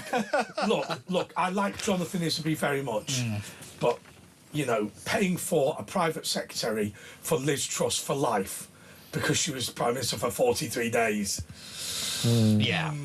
Dubious. So what they basically say is, they say, look, the reason why the Prime Minister gets an armour-plated car, a bodyguard and a private secretary is because it recognises that they are that they are figures of national significance and will continue to be figures of national significance even after they leave office. Is that true of Liz Truss? Is that just in the UK, or is that around the world if they go on holiday, if they go to America? Everywhere. Because they're saying that that's the thing with Harry. He's after getting UK security. No, he can't have in the knowledge that actually, as Prince or whatever, he'll have it all around the world. Well, that would cost a lot more even. Yeah, we made this point the other day. So I don't know how much security he would have had prior to leaving the royal family. But when you're talking about the Royalty Protection Division, you've got to remember, you can't have these people sleeping on your sofa in California. What you're going to have to do is get hotel rooms or flats for them. It's hugely costly. Right?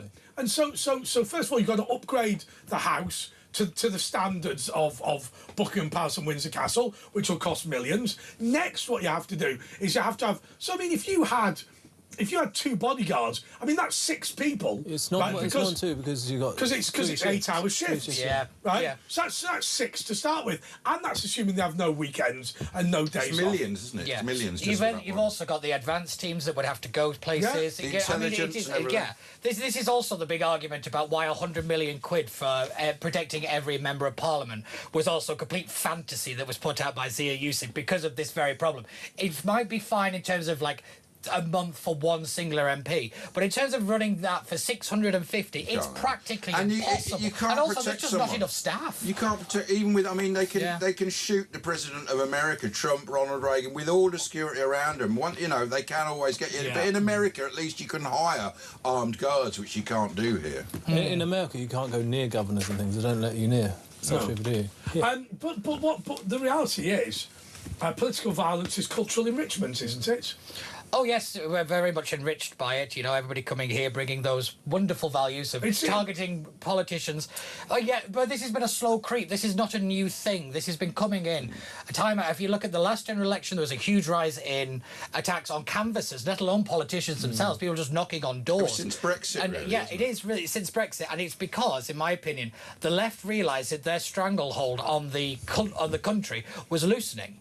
That's why they got more radical. They gave the anti-democratic, anti-Brexit, they gave it legitimacy. So they gave this violence legitimacy from that point, really, because people could be violent about Brexit and say, well, this is what our governments want, even our politicians are on our side now. Yeah, I think it's deliberately after Brexit. It's once the result came in, I think that's when everything ratcheted up significantly. I think during the referendum, things were relatively calm. Before, obviously, we've had a few instances here and there, but it was really after that result came in and there was a sudden kind of knee-jerk reaction by the kind typical of the left-wing, by the spiteful, typical left. a bit like Argentina the other day when they lost the World Cup final and they just start getting violent. It's a nasty reaction. Well, Argentina have just put together 100,000 signatures that they want a replay of the final. Today they've announced. Yeah, well, they ain't going to get it, are they? They want the Falkland. And by the way, holding a sign up just because you've beaten England saying we've won, that we now have the Falklands, it doesn't work like that. When Germany beat us, they didn't hold up a sign going, we now won the World War II. You know, it doesn't work like that. Anyway. Are we in danger, though, of running to protect people, or should we perhaps go back to the root cause of what causes these people to want to do this harm, and should we actually be addressing that? I completely agree. I think, and as you know, for a whole variety of reasons, for 8 years on this show, and this is how long I've been here, I have talked about having a significantly more a more rigorous consideration of what terrorism is. I think if you throw a milkshake on somebody, you're a terrorist. If you throw a milkshake on somebody for political reasons, you are a terrorist. I believe people who are, non-violent protesters who want to smash up the Magna Carta, they should be in prison. And because what is happening is, it's not that throwing a milkshake on somebody is a particularly serious crime when there's murders and rapes out there. But the problem is, it's being done in order to stop democracy, and that is the issue. Yeah, it's the attack on democracy. A politician represents more than just their political party. They are the walking embodiment of British democracy itself. It's an attack on the freedom of our Andre's culture. perfectly right. Free speech attacks are actually attacks on your ability to hear an argument. That's what they want to shut down. It's not necessarily the speaker. It's your ability to hear it, and the heaven forbid you might agree with it. If you remember Steve Bray, stop Brexit. That guy. What was he actually doing? It wasn't really a protest. He should have been given an ASBO for that. What he was doing was he was looking on College Green or Abingdon Green, depending on what name you use for it, and he was looking, and he would go, right, there is somebody who is going to be pro-Brexit. I will now get as close as possible, and I have equipment that is loud enough to ensure that Talk, GB News, Sky, whoever, viewers and listeners will not be able to hear what this person says. Wow. That is not a protest. Well, it's the same with these anti-Israel marches that you don't really hear about. Yeah, definitely. But also, my fear is, though, with the increased security around an MP, that changes our relationship with democracy, and that's the bit that I don't like. I don't like the idea of police officers in MP surgeries. I didn't like it when they put glass in the press bit in Parliament, because they threw that purple. But I didn't like that. But what has caused people to get to that point? Is it the breakdown of society, breakdown of families? Is it the... No, I'll tell you what I think it is. The ignoring of democracy. I'll tell you what I think it is, Luke. I think it's the opposite of what you are. I think it's people who are obsessed with themselves, who are narcissistic, who believe that community is there to serve them rather than them there to serve the community, who have no interest or time for the views of anybody else, and think, I believe this, ergo I have the right to do it, and are so narcissistic, as I always say, that they can film themselves pulling down the statue of a guy who died 200 years ago to be anti-slavery on a phone made by a 9-year-old. Or running into places causing disruption. Exactly right. Or defacing statues. Exactly right. What about the people that came here spraying paint all over our windows? By the way, we sued them. Got 40 grand off them. Really? Each of those windows was £60,000. Is that so? Cheap windows. And those guys that went on the bridge, Dartford Bridge, and secured themselves there and held up all the traffic for it. Went to prison. I mean, I've got to be honest with you. If it had been me, and I appreciate that we can't advocate violence, but if the hand glued and I'd have just wrenched the hand that's what up. they do in France. And if that takes the skin off, you'll live. Yeah, right? My favourite was at one of the Tesla showrooms. You mustn't do that, by the way. Yeah, was people would glue themselves in a Tesla showroom. They just turned the lights off, and then they very well, in America, if you attacked a Tesla like they did at the time, it was considered terrorism because it was a political attack. But wasn't that great? I thought it was a Porsche dealership. But anyway, the car dealership where they glued themselves to the floor, and the staff all went home, and in the morning they were saying, I couldn't even take my pants off when not very nice. Not nice. Was it glued together? What they'd done, I'll tell you what they'd done. They'd soiled themselves. Janice Winehouse says Amy was a victim of the success she never wanted. Amy Winehouse, well, I think she did want success, but that's her mother speaking, Janice, so you got to listen to her. And then talking to Jewish performers, the Best of Fringe 2026, our pick of the Edinburgh shows. But I think Jews are banned because whenever they get a show, the staff say we feel unsafe with these Zionists when they're not even Zionists. And so a couple of Jewish comedians had their shows cancelled just for being Jewish, a bit like Nazi Germany. That is precisely what Luke just said, which is this. We're not solving the problem. No. We're dealing with it. And the problem is that Jewish events and Jewish businesses get attacked. And the solution to that is to find the people that attack them, not to say to Jewish businesses or indeed Jews at the Edinburgh Festival, hire more security. Let me put it like this. Well, just shut the show down. I wouldn't go to a Pride march and go and be aggressive. I wouldn't go to another march and be aggressive, nor would my children. I also wouldn't steal something in a shop. No. Whether there's more police around or less police around. The reason why is because I was brought up well. Yes. And hopefully my children were brought up well. But also what one would assume what you would do if you went to Pride March, and presumably you wouldn't because you can't bother being provocative, but what you would say is, look, I live by Christian ethics. In the Bible it says this, allow me to help you benefit from Christianity. That's what you would do, wouldn't you? You wouldn't throw a milkshake on someone. No, let's talk, let's debate, and we'll agree to disagree if we say. Absolutely. See, that's what we don't do anymore. We don't agree to disagree anymore. The other thing is, we could be a room full of 4 different people here, but the thing is, what you do of a sexual nature or whatever should be private and kept. Well, I think the critical difference between the Christian fraternity and indeed sort of Extinction Rebellion or whatever is that you are trying to say, I have got some knowledge of the Bible and I believe society can benefit from that, and I want to help you understand it. Extinction Rebellion say, I have these beliefs, you must go along with them, or I will throw something at you. That's an entirely different proposition. That's the proposition we don't like. Yeah, it's the be kind or else people. Yeah, exactly. Be kind, yeah. Have you noticed they don't call it far right? The actual far right, they call it extreme far right now. Anyway, we'll be back with more papers here with the Soar Away Son. Don't forget, it's Alarm Clock, Wake Up, Working, Great Britain Breakfast Show with Jeremy Kyle after this. Is it not? I know, it's Mark Dolan. Oh, no. Don't forget, join me, viewers and listeners, my viewers and listeners. Do you know what he reminds me of? He reminds me of Les Dennis doing Mavis Wilton. Oh, I don't really know. I don't really know. Anyway, yes, join me, viewers and listeners, because I've got a much more research show than these two fatties. It's much better. These northerners with their rubbish show. I research it. Don't worry about that, listeners and viewers. Listen to this. I love this. Les Dennis was on Shooting Stars, and by the way, the first thing they said, he's a French fire engine, Les Dennis.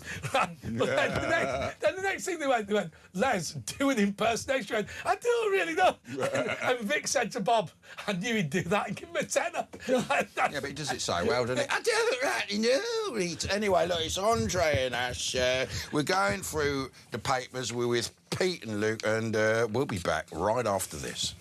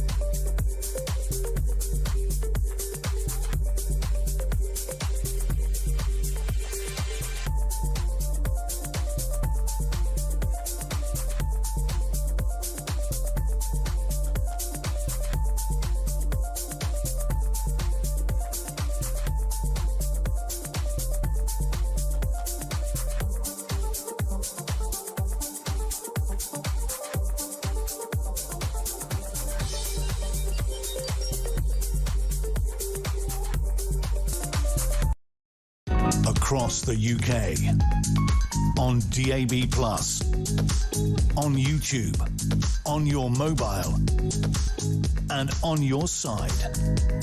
This is Talk. This is the press preview with Andre Walker, Luke Murfitt.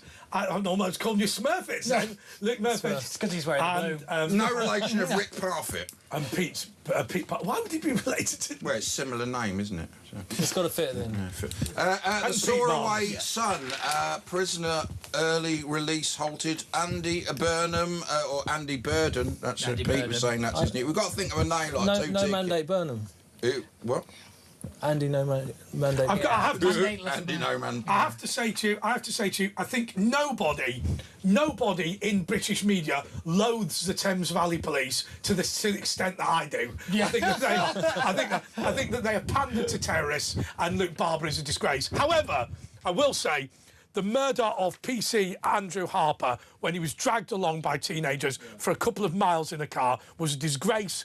The sentence that these people got was a disgrace, and the idea that they were going to be let out after 6 years. The Lords who haven't closed today enabled it to be pushed into September now, haven't they? Yeah, they have. Well, yeah. it's not the actual driver of the car, but you see, I think they got off with manslaughter. They were able to have a reasonable doubt that they didn't realise. I think they murdered him, but without, there's always a reasonable way out. They could say, "Oh, we didn't know we had music. It was a horrendous killing." I mean, being and they're dragged, out in 6 years. being dragged along under a car for a couple of miles.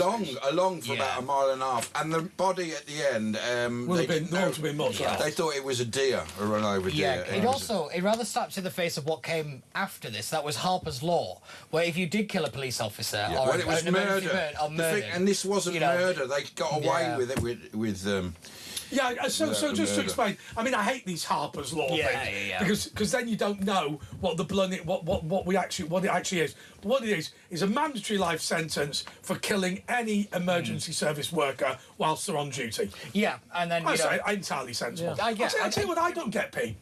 When I watched the London Ambulance Service on BBC London, and they were going, well, we have problems because we get to an emergency call and the person's very abusive.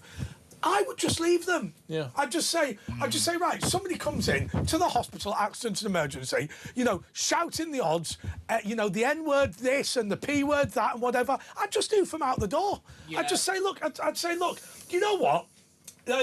It's not worth our staff time saving your life. Just sit out on the street. They do have security now because they do. I was going to say, particularly now in A&E departments, they also. Well, like 90% of A&E at the weekends is drunk people. Oh God! I'll tell you a story. I took my brother to the A&E one time, and basically he went in with one issue and took him there, and basically they came to me thinking that he was you. Yeah, he was here to help me. So it actually helped jump the queue, and we got him very quick. What was wrong with him then? I think it was some. Not sure. I don't remember. Do you Oh God, this is the worst question I've ever asked. Oh, here we go. How'd you get on at Alton Towers? Do you get the queue jump? Oh, yeah, sure. You get with a blue card. You got the blue card so you can get. Yeah. Right. Well, let's go to Alton Towers because the queues are a bit of a bitch. What people don't realise with Parkinson's is they have really white teeth. Did you know that? What's that? The teeth are very white because basically we hold the toothbrush and just let it go. It's like an electric toothbrush.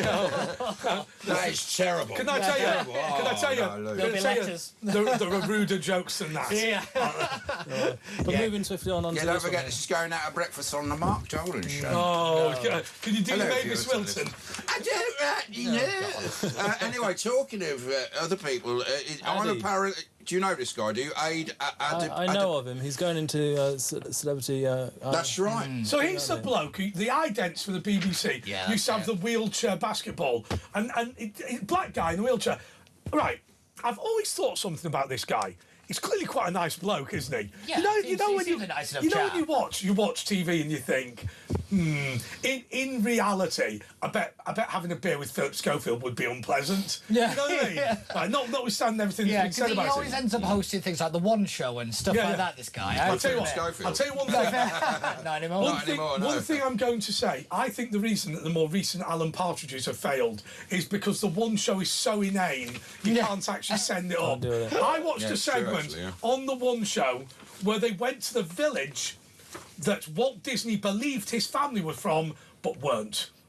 Right. Now that That's quite interesting. they dedicated a whole 15 minutes of the One Show to visiting a place that Walt Disney was not from. I once heard it referred to as Blue Peter, but for adults. Yeah, it's awful. Ash, you mentioned on the sun here with the wheelchair. It's worth mentioning actually because I was taking off my tablets when I had the DBS fitted. Yeah. I had to go into hospital in a wheelchair, so I was actually wheeled in. How much worse is it to be in a wheelchair? Did you get a luxury electric one? Being in a wheelchair? Yeah. It's quite a bit worse. I mean, obviously, I'm shaking a bit now, so shaking and so on. Did someone push it, or did you have one of those ones you can drive? Wife pushed it, or No, but if you borrow one, you don't get the posh But the important thing is, once I had the DBS turned on, I could literally walk backwards and forwards to the door. Incredible. So it's literally like flicking. Sorry, I should say, Luke Murphy. Luke Murphy, I think, has been promoted from caller to contributor. I've just promoted him. But just to explain for those who are listening to the repeat, he's somebody who's got Parkinson's disease. He works at a bank. Amazing career, lovely kids, great wife, goes to his church every week, house, all that, and of course. Age 33, he gets diagnosed with Parkinson's. The bank sacked him within 6 weeks. Given it's a bank, I'm surprised it took them that long.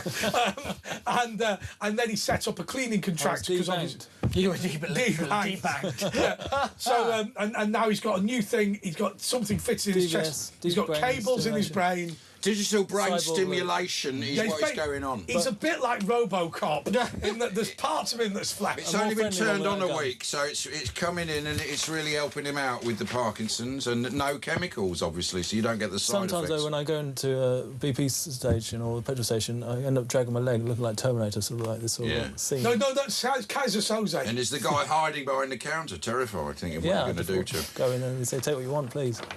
Anyway, the Independent, John Runtoul says, tax cuts, pints in pubs. Are we heading for a snap election? Do you think we're going to be heading? No, we're Without a doubt. Really? Yeah. They say turkeys don't vote for Christmas, but they're voting for Christmas, right? Yeah, because you've also got the fact that they're now in touch and distance of reform. Nigel is slipping. Yeah. This is a moment that might not come back round again. Burnham bounce. Yeah, but so everyone's expecting with this Burnham bounce for them to overtake the Labour Party. Realistically, all they have to do is just be in touching distance and be within the kind of the bits in polling where they might be one side, might be the other, that kind of bit. This is what Farage and Reform are wanting and vote. They want to bring on. They're shouting. Yeah, but hold on, isn't it too? Because they'd need to make an agreement, Kemi and Reform, wouldn't they? And is that nearing any? That'll only happen afterwards. Because it'll depend who ends up the larger party. It'll be Reform.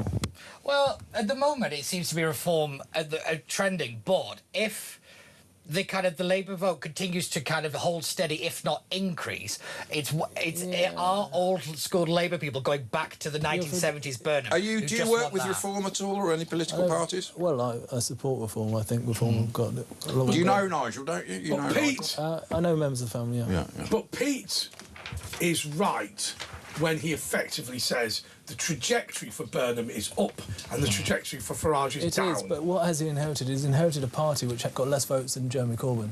Yeah.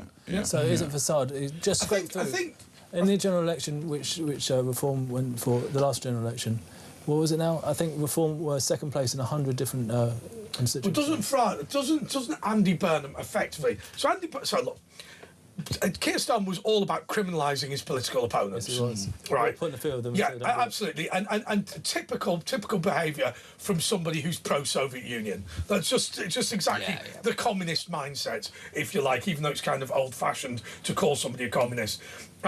Andy Burnham has never insulted Reform voters, even in Makerfield.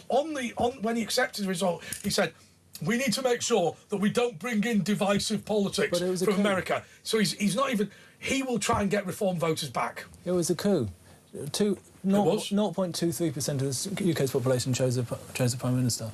But to be fair, technically, we've never voted for a Prime Minister. This argument rather collapses when you look at the Constitution. Of course. How you vote doesn't necessarily change the reasons why you voted, if you know what I mean. So you can vote because you think you voted for didn't get a general election, did he? The problem is, as with a lot of these things, the blurification of Britain, we are operating two different systems. Yeah. We are running a presidential election via delegates, right? And so what's happening is the general election that we are presenting on TV is not the general election that's actually taking place. You're not I mean, you might be voting for Andy Burnham, but only in Makerfield, right? You're not voting for Andy Burnham if you live anywhere other than Makerfield. But how can Clacton be wrong when Makerfield was right, you know? How could Clacton be right if Makerfield was wrong? Either because or. if he was parachuted in and it was just all a quickie election and all the rest of it, you then can't say that voters in Makerfield shouldn't have picked Andy Burnham and then say it's perfectly fine if voters in Clacton clear Farage. I've just realised something. What we should probably... no! Sorry. No! 33, 34. No! Oh, I'm so sorry. Right, OK. Stop everyone. Sorry. So here is what we've just realised in the studio. For legal reasons now, we have to read out all 33 names. Bucket face, sausage head, carrot lips. Right, OK. Drain head. OK, so Pete... No. I'm not the host. Pete, get your phone out. Right. Get them. I'll get them. No, we're not using the video. Use the video. We're not using the video. Go on, Pete, they can do it get your fast. names. Right. No, what is going to happen now? Because Pete Barnes has done it. Yeah. Pete Barnes Is that has the punishment got to now? read out all 33 names. Right. Come on, hurry And up. you have to do it with a northern accent because they want to. I am northern. Shall I just do it really quick? I've got it here. Yeah, if you've got it. It's going to take bloody ages. Yeah. So Joseph... He's doing it. He was doing that deliberately, you know. It is a list of candidates. We're only going to do this No. one. So we're not I'll tell you what, if Pete's not going to do it, run the video with the names of candidates. Yeah, So the full list of candidates for the Clacton by-election: Joseph 77, the Independent; Adam Akatip, the Forward Party; Count Binface, the Count Binface Party; Nick the Incredible Flying Brick, the official Monster Raving Loony Party; Tony Kane's an independent. Woke Trump Kazi is an independent. William Stewart James Clouston is the Social Democratic Party candidate. Rhys Cowan, an independent. Glenn Charles Cummings, an independent. Martin Davis, the Freedom Alliance Real People, Real Alternative. Andy Earlam's an independent. Nigel Farage, the Reform UK Party. Atiye Fards, an independent. Lawrence Fox for the Reclaim Party. Tony Francis is an independent. Robin Green, an independent. Abby Hookway, an independent. Howling Lord Hope, the official Monster Raving Loony Party. Stephen Richard Ingram is an independent, as is Amy Morris. Derek Norbert Morris is an independent. Michael Noel O'Keefe, an independent. Martin O'Brien, an independent. Nick Pellis, an independent. And Ketanar Kumar Pipiaya is the UK Voice Safer and Stronger UK Party. Daniel Pocock's an independent. James Ransley, the Consensus Party candidate. Jerry Smith is an independent. Kai Stevens for the British Democrats. John Stevens for rejoin the EU. Baron von Thunderclap for the official Monster Raving Loony Party.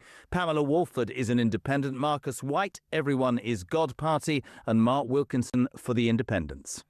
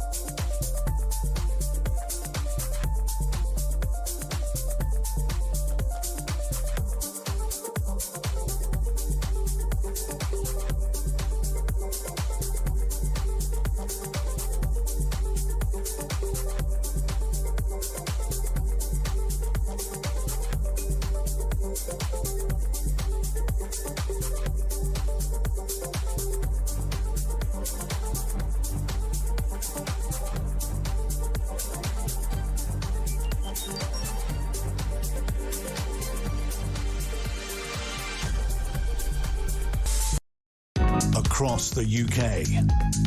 On DAB+, on YouTube, on your mobile, and on your side. This is Talk. Oh, yes, this is Talk, and this is the Late Show. Sorry, this is a press preview with Andre Walker, Asher Gould, Luke Murfitt, and Pete Barnes. What's coming up next, Asher?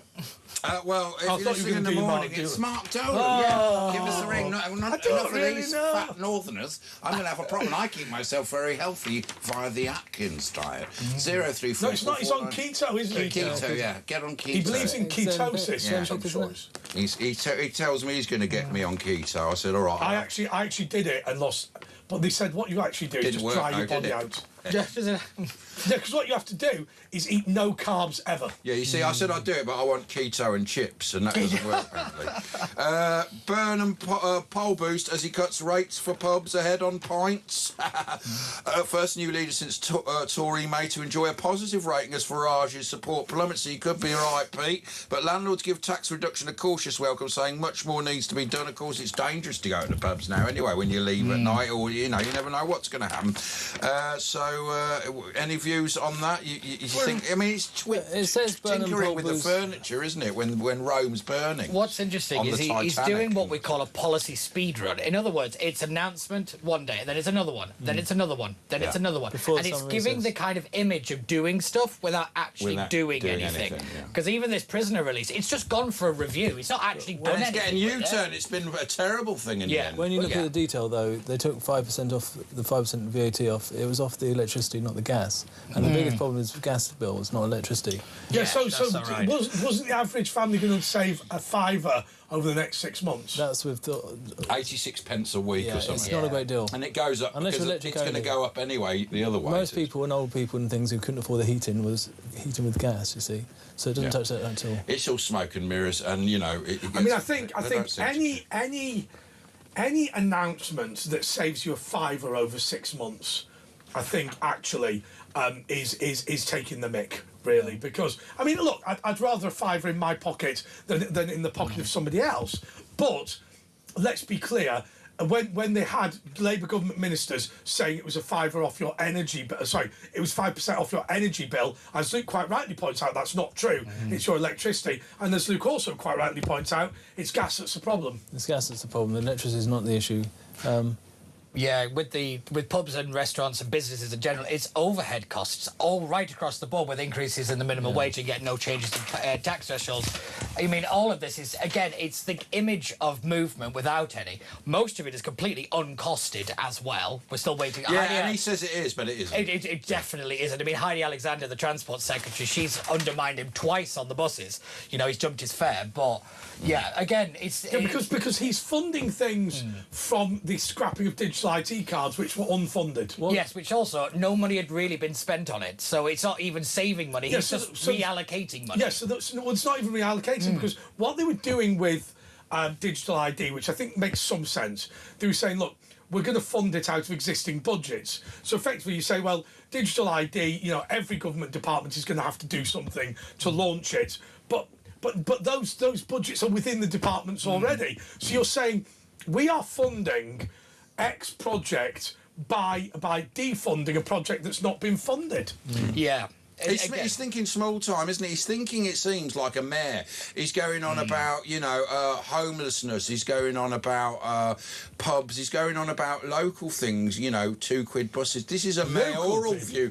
This is a mayoral local view. It's not thinking international. Thinking about how he's going to attract business into the UK. He's too institutionalised. He's going on about my nights at the Hacienda. You get... So I lived in Manchester. It's a great place, but you get sort of institutionalised. You think nowhere else exists, but there's London is a totally different kettle of fish, and he's got to get out of that small mentality, mayoral mindset. Hang on a second. But it's after votes. I've just thought about this. Careful. Right. How do we say this and not get ourselves into trouble? Asher, when you used to go to the Hacienda, you're about the same age as Andy Burnham. You don't.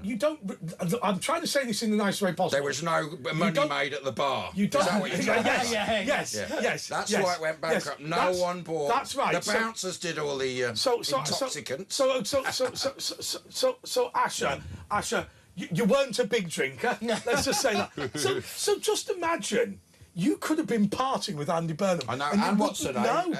know. Raina. She would have been down there behind the Yeah. decks, wouldn't she? All right, our kid. Can you imagine? Can you imagine? He'd have been too young, he's a bit younger. Asher Gould and Andy Burnham and Angela Rayner. And worse still, Asher's top's off because he's a little bit hot. I used to take my top off down here. Yeah, he would do. I was a lot thinner, obviously. Is the problem with Andy Burnham, though, not so much with him and the fact he has no ideas, but the people behind him and beside him on the front bench with absolutely no experience in the departments they've been put into? I think That's it's because he's the only one I think with a it's bit of amazing. experience. I think it's amazing for him to. I think it's amazing for him to stand up and say, "We need to bring people together," and then sack all of Keir Starmer's. Yeah. I mean, No I'm not- factualism apart from all getting rid of that I'm faction. not- Keir Starmer's thrilled. He's finally got a faction. Yeah, I'm not against sacking all of Keir Starmer's mates, but that is not the best an thing- act of I hope not plurality. hate getting all jobs in there. This is a Yeah, very the worrying best thing- situation. Yeah, however, their strategy does seem to be working at the moment. He's still relatively stable in the polls, if still he's still got a favourable rating, so he's got benefit of the doubt for now. But here is one thing where I think Andy Burnham is going to do well. Right, he's not interested in hatred. Right, he's not interested in criminalising opponents. Look, He's a nice guy. I think he's probably a nice guy. Yeah, he's not going to go.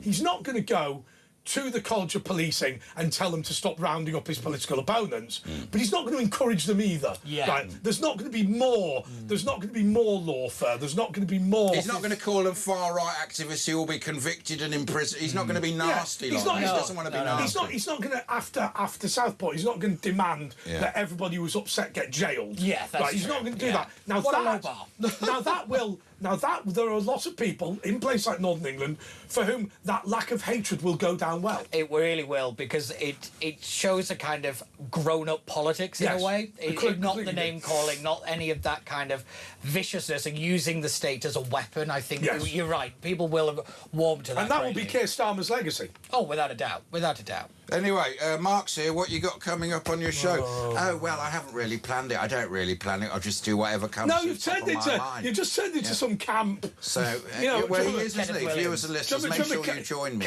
Camp David off Alan Partridge. Oh, mince. Join me after this. Thanks, fatties. That's Mark Dolan, who's coming up after us. So this is our minute final thought. Any final FT? Oil hits $100 as Trump weighs in. It's all kicking off again. Any final thoughts? I was going to say the next 72 hours, you're about to see a major American military operation. It's after 12 days of strikes, they've been going after missile defence targets, coastal areas, and all the rest of it. This is going to kick They're going for it now. They're going for it now. What your last minute? You've got about 30 seconds. Love one another, try your best, don't look at your issues. Another 20 seconds, What you please. can do. Luke, I have to say you have impressed everybody. Luke Murphy. And look how little he's moving now compared to how you started. Yeah, Is that the drugs doing that? No, they're frozen on the TV. You just relax. So anyway, stay with us, Andre Nash. It's No, all you're doing about Ask Ash. Ask Ash. Any advice? I'm not qualified, but I'm much cheaper, and you get through quicker. Love, cooking, health, anything. But remember, I'm not qualified. Give us a ring 0344 499 1000.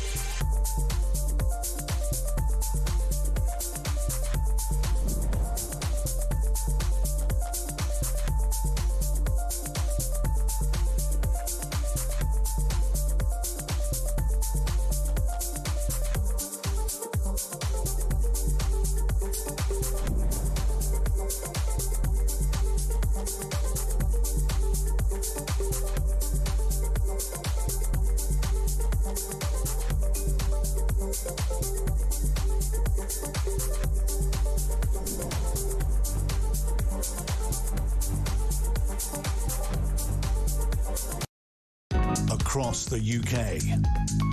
On DAB+, on YouTube, on your mobile, and on your side. This is Talk.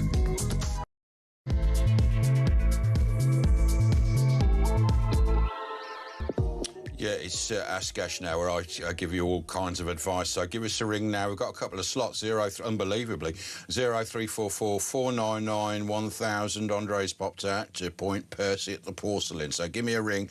Whatever you want to talk about, preferably advice questions. 0344 499 1000. Let's go. Paula in Halifax. Paula, your question, what would you like advice? Hi, Paula. Are you okay? Yeah, I'm all right, man, yeah. How are you? Every time I ring, he disappears. Yeah, maybe that's what it is. Maybe it's something, you know. That's what you do offend him sometimes, don't you? It's not. It's just the way you're quite straightforward with what you say. You don't mean it, but it can be very hurtful. I don't mince my words. Yeah, that's the thing, because you're a Yorkshire lady, and so you just say what you think, don't you? You say what you see. I don't mean to upset. You don't mean to, but that's just how it is. You know, you play a straight bat. Well, yeah, I do say it as it is. I've been told that lots of times, and that I intimidate people, but I don't mean to do that. You don't mean to, but you are just very intimidating. Don't give up. You're not intimidating. I know, I don't show it. I hide it quite well. Oh, get stuffed. No, listen, what I'm ringing up for is, isn't it coming up a year now, shortly? Yes, the great James Wales, yeah. Yeah. That's right. What I wanted to talk to you about. Yeah. Well, it is about a year, nearly in about a week or two, isn't it? Yeah, a couple of weeks. Is it a week or two? Yeah, I think a couple of weeks. Yeah, be about maybe a bit less. Will you be doing something on the show? Yeah, I'm sure we will be. We'll work out what day it is, and we'll do some more whale clips. Definitely, that's a good idea, actually, Adam. Yeah, let's do some whale clips on the anniversary. And also, we've got Ella, his granddaughter, come in to talk about a charity thing she's doing in the next week or two. So that'll be Ella's coming on, Ella Whale. So that's nice. And I was I was getting Nadine.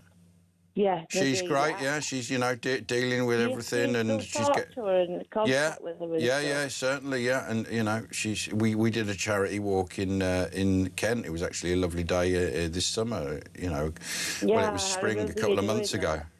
Yeah, I remember you doing that. It was a big hill. They didn't tell me about the big hill that we had to go on. Well, yeah, I bet you took your fan, didn't you? Your only fan. I can't remember. Probably. Yeah, it was. It was a tough. It was a tough one. Oh, Andre, at least you get me banter. Other people Andre. don't. Oh right, he doesn't know. No, I know. You're very hurtful because, of course, he's from the other part where you two lots don't get on, do you? The Lancashire and I don't know, but I never mean no harm. You don't mean him harm, do you? It's just your ways. It's just how I talk. I talk like that to everybody. Yeah. Do you need any advice on anything? Well. What's your favourite your dish for cooking? What's your favourite cooking? What do you have for dinner tonight? Give us a... Chili con carne with out of a tin. Bread. Out of a tin. No. I bloody cooked it. Really? Out of a tin? Yeah. You poured the tin in the pan? No, I can't stand tinned food, apart from baked beans. Yeah. I mean, that's the only way to have your beans, isn't it, really? Anyway, thanks, Paula. Sounds like another satisfied customer to Ask Ash, but now here's another one. Let's see if we can satisfy Anne in Epsom, where they invented salt and the computer printer. And the great James Wales was from round there, from Ewell Village. Yeah, Ewell Village. Oh, bless him. He's lovely. Yeah. Lovely man. No, what I rang up for about, this AI, well, it's good, actually. I think it's quite good, but I've used it quite a few times. Yeah. But then once you've used it for so long, they charge you $29.99. Well, that's for the more advanced version, isn't it, that can do more stuff? I don't think so. What are you on, Grok or something? What am I on? You don't know? Sorry? Well, what AI are you on? Grok or ChatGPT or? No, I don't know. You don't know. You're paying. So what do you use it for? Do you like get up, have a chat with it in the morning? Do you say what's the current events or what's the weather or what's going on in town? I might ask medical questions or, you know, questions about life and all that. Yeah, philosophical, interesting. So do you go down a rabbit hole and just end up asking lots of long... How long do you spend? Yeah, loads of time. I mean, not loads and loads, but, you know, it's so handy. But, yeah, honestly, I think the $29.99 is just the normal package. So now, because a lot of people are saying, you know, especially with youngsters, they're building up a sort of relationship because, you know, we're humans, we develop emotional links. After a few months, did you start, you know, would you miss it if it was suddenly gone, like in an emotional type way? No, not emotional, because, you know, it's just Yeah. robot. Is it a robot or what is it? No one really knows. Is it a life form? Is it robot? No. Is it? But kids, you know, they're saying kids now, they're actually having relationships, and there's been some terrible stories about, you know, suicides and things like that, you know, because a lot of it is, it will sort of promote what you're saying rather than being like Paula, straightforward and saying what it thinks. It tries to please you. So when you say things that might, you know, you might guide it the wrong way and it might guide you the wrong way, you know what I mean? I think, yeah. I think it always tries to say, oh, right, that's really good, you know. You don't want that, do you? That's not what you're paying your $29.99 for. No, that sounds a lot. You should have a look at what the others are because, you know, that sounds like you've got quite a good one there. Oh, I'll have a look. I'll have a look and see if I can get a cheaper one. Oh, thank you, Ash. There we go. Thanks, Anne. Another satisfied customer. That's 2 out of 2. Let's see if we can make it a hat-trick with Phil in Worthing. Morning, Phil. Good morning, Ash, my mate from Birmingham. All right, man. Oh, yeah, you're a Brummie, aren't you, that had to move to Worthing? Yeah, I am, buddy. God bless you, mate. We've had a good season. Anyway, listen, we won't worry the general public with all this conversation, this rubbish. But do you know what, mate? Isn't it interesting the way you're talking? People are talking about AI actually involved. I don't understand it, Ash. I'm too old. I'm 66. Yeah. Happy birthday. Thank you, buddy. It's getting hard to understand. It's getting beyond control, sort of. You know what I mean? With the, I'm worried about the warfare, Ash. I'm worried about the warfare. Well, the warfare is because it does. They do decide on the bombings and everything now. AI is already deciding, even for tin pot countries. Obviously, it's good because they don't have military strategists, so they can put into ChatGPT, what should we do? You know, Iran can do this, and they go, and it'll go, do this, do that. You know, they'll be getting it from the Chinese. So it's very interesting. Warfare is really developing now with all this drone stuff. The other day, I saw this thing. It's like an invisible drone. They call it the Ghost, and it spins so fast. It's like a fan. You know, you can't see a fan. So it was like this sort of cloud of just, you don't see the actual drone. It's like, and this is just now. Imagine what they're going to be in 10 years. It's going to be like Terminator, Phil. I know it is, Ash. But Ash, just one thing before I get cut off later. I just want to say, my girlfriend's here with a cup of tea. Listen, Ash. Is that all you wanted to say, that your girlfriend's in with a cup of tea? I just wanted to Thanks say, for letting us know. No. Is she a Brummie? No, she's a Londoner. What's wrong with Birmingham women?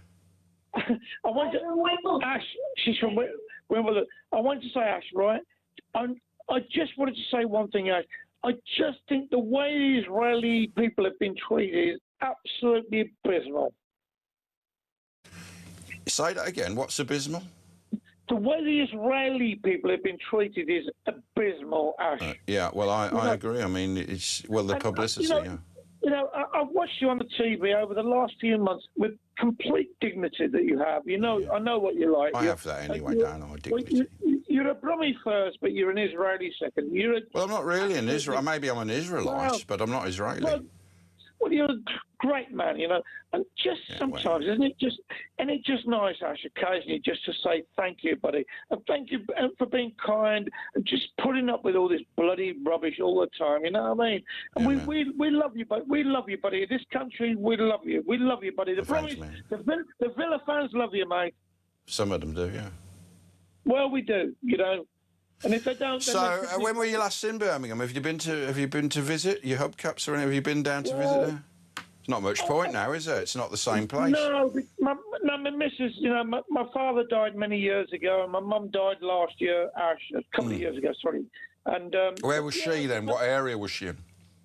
I'm from the posh end. I'm from like sort of down by Maypole, you know, Shirley, Solihull, that sort of area. Oh yeah. I know. Yeah. By the airport. Yeah. No, sort of, yeah, but even better than that, you know, Hollywood and that sort of area. Oh, Hollywood! Hooray for Hollywood, man. Well, the original Hollywood. Well, I went to school, Ash, with Duran Duran. You know, the Duran Duran boys. Well, they were all from around there, weren't they? Yeah. All Villa, well, they're Villa fans, aren't they, in the main? Yeah. UB40 boys, you know, from down by, you know, Kings Heath area. So that's the sort of area I'm from, Ash. Yeah. But great to see you, mate. And I just wanted to, I rang in, I was waiting patiently to speak to you, just to say thank you, Ash, for all the things you do. Oh, well, thanks, Phil. That's very kind of you.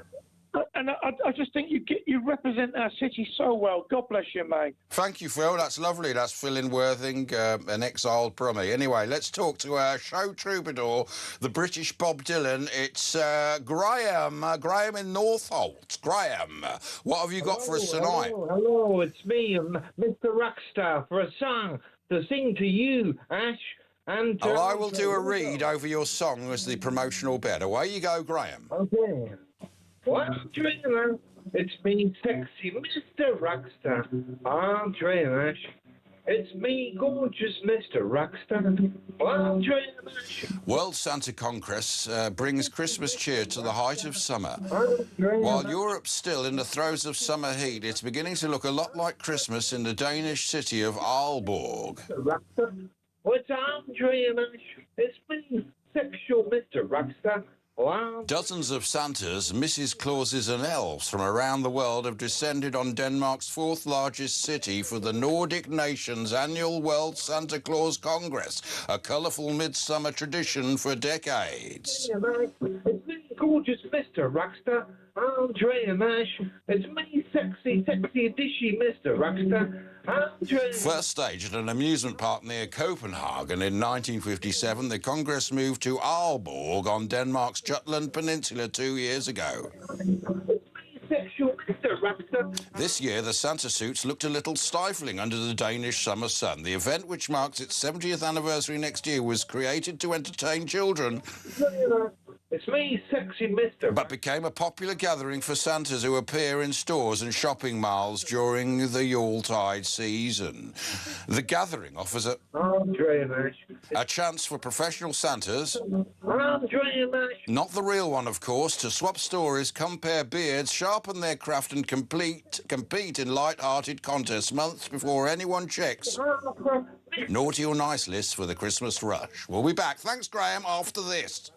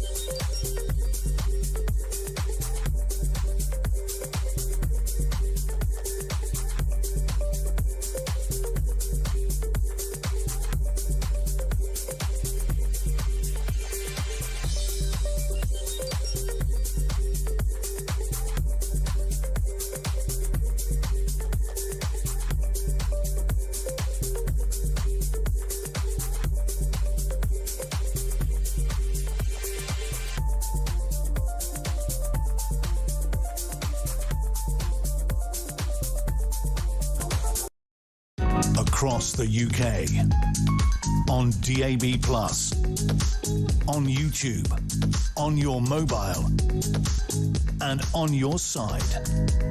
This is Talk. Well, thank you, Asher, for that Ask Ash, and that is a wobbly camera view there, isn't it?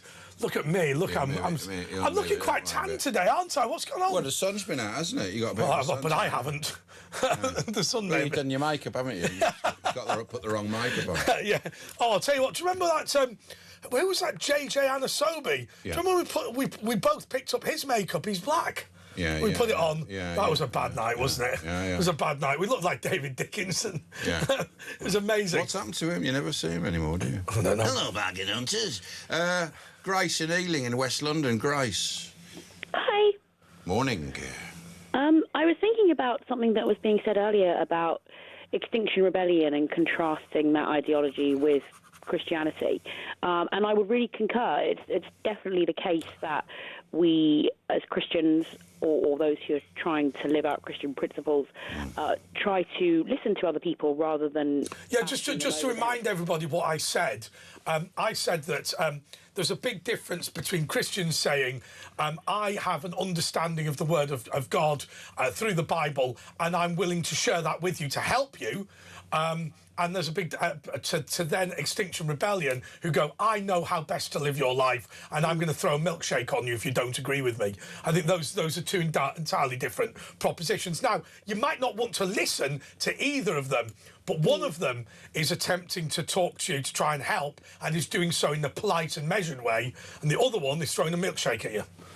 Yeah, I mean, there are some people who are Christians or call themselves Christians who can be very bossy and arrogant, but ultimately, genuine Christianity is to believe that God, who has ultimate love and wisdom, has given us some guidance. So why wouldn't you share that guidance with other people, given that God has this love and wisdom? It's not just about trying to dictate. But another thing I think that's really crucial is that if one really does believe in Christianity, it means that the person talking and giving these bits of guidance... But Grace, allow me to make a point to you. Okay.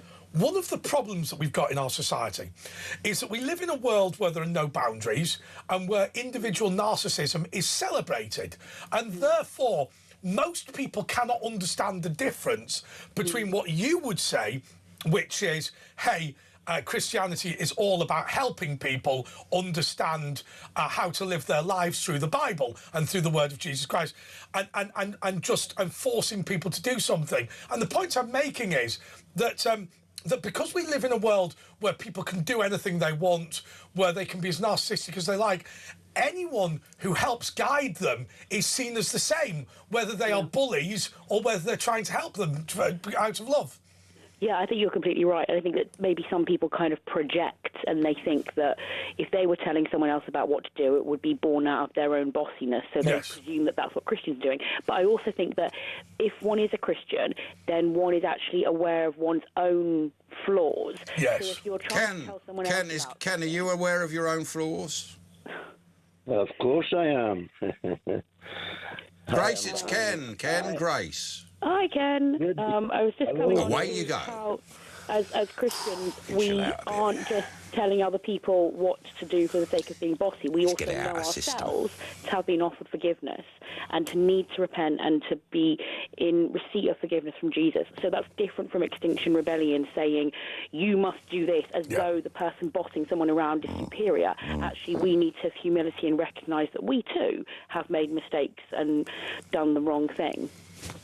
And the greatest thing in Christianity, in my opinion, is that we can come to know God through his Son, Jesus Christ. The Bible says, and our conscience tells everybody, that all have sinned and come short of the glory of God. So as a Christian, the greatest thing in my life is to know that my sins are forgiven. Nothing good in me. Our sins are forgiven for one simple reason. We truly believe in Jesus Christ. We believe Jesus is God the Son. We believe he died for our sins. We believe he was buried. We believe he rose from the dead. We believe he is the Savior. Jesus, this is the most wonderful promise in the Bible, in my opinion. Jesus said, truly, truly, I say unto you, he that believeth on me has everlasting life. It's like Samuel L. Jackson, that was. This is the good news. Jesus is the good news. If we believe in him, he gives us everlasting life. Grace? Yeah, I completely agree. I concur. And I think that it's worth anyone... You're banging at an open door, Ken. I thought the point that you made, Grace, was excellent. I mean, I know what Ken said as well, but I think also you have codified the difference between Christianity and Extinction Rebellion in terms of their methods, because a Christian would say, well, look, I'm a flawed person, you're a flawed person, but we can understand how better to live our lives through this. Whereas an Extinction Rebellion person will say, I am better than you, I am morally superior to you, and if you do not agree with me, I'm going to throw something at you. And for anybody to say that all preaching is the same, I think is grossly unfair, given that context. Yeah, I would agree, and I think that we need to recognise that we can't just fix everything ourselves. We need Jesus' help. We need his help in his overcoming our sin and his help in living our lives in a better way. And we can't just arrogantly think, well, if I boss other people around and follow these rules, I'm going to be able to fix everything, because actually at the end of the day, none of us can. Now, a song. Ken normally sings a song. Today I'd like you to sing together. Grace and Ken, take it away. I'll sing along, Grace, but before I say that, if you don't mind... Amazing Grace, maybe. Hold on, Asha. I would like to testify that Jesus Christ is my Lord and Saviour. The only boast of a Christian, with no boast in ourselves, my boast, and I'm sure Grace will agree with this, our boast is in Jesus Christ crucified. But Ken, do you sometimes feel that there is a fundamental unfairness that we've highlighted here, which is that what you are doing is going out and telling people, look, I've benefited from a relationship with Jesus, you can benefit too, whereas somebody like Fossil Free London is saying, you will agree with me or I will throw something at you. And you are different to those people. Yeah, but Andre, and I'm sure Grace feels this too, we are not worried about what other people feel or what they say or what they do. Okay. Our concentration is to tell other people about God's grace. Grace means the unmerited favour of God. Unmerited. God loves us. We don't deserve anything from God. The Bible says, for this is the love of God, that while we were yet sinners, Christ died for us. This is the love personified, is seen in the crucified Christ. When you look to Jesus crucified on the cross, stripped naked, whipped to death almost, nailed to the cross, when we look at Jesus on the cross, we are seeing the Somebody said to me, and this had never crossed my mind, but I suppose it's obvious. To be crucified in that time was not just painful, which of course we all know. It's also designed to be humiliating. And actually, the Romans were quite shocked that a group of people would venerate somebody who was so low in society that he was humiliated by being crucified. Because the whole purpose was that all your dignity was stripped away. How can you follow somebody who'd had all their dignity stripped away? And actually, that was an incredibly powerful message to early Christians. It's like they owned it, didn't they? They owned the crucifixion and took advantage of it as the symbol. There are many things like that about... Sorry, I don't want to interrupt Ken, sorry. Well, Grace, why don't you talk and then Ken can talk? Okay, I was going to say there are many really interesting things like that people observing today who hadn't looked in detail at the history might not have contemplated, which actually demonstrate that the story isn't made up. A lot of people presume that it's fiction, which is understandable because I'm not familiar with observing metaphysical miracles, but actually many things like what you just pointed out show that it hasn't just been made up, because if it had, then there would have been, a very impressive saviour who had done things that everyone thought gave him reason to be proud. Well, the other thing that's interesting about... He humbled himself is unique and interesting. The other thing that's interesting about crucifixion is the Romans, when they did crucify someone, they used to just leave the body there and it would just rot on the thing as a sign, because it was in a Jewish land and there's rules about when you die, you've got to be buried, and they used to do things for local areas. They didn't want riots, so they cut him down and buried him. So the actual story of Jesus only happened because they cut him down. In any other Roman place, you were just left up and the birds will just eat you and you just get eaten on the cross. So it's quite a unique situation there, interesting.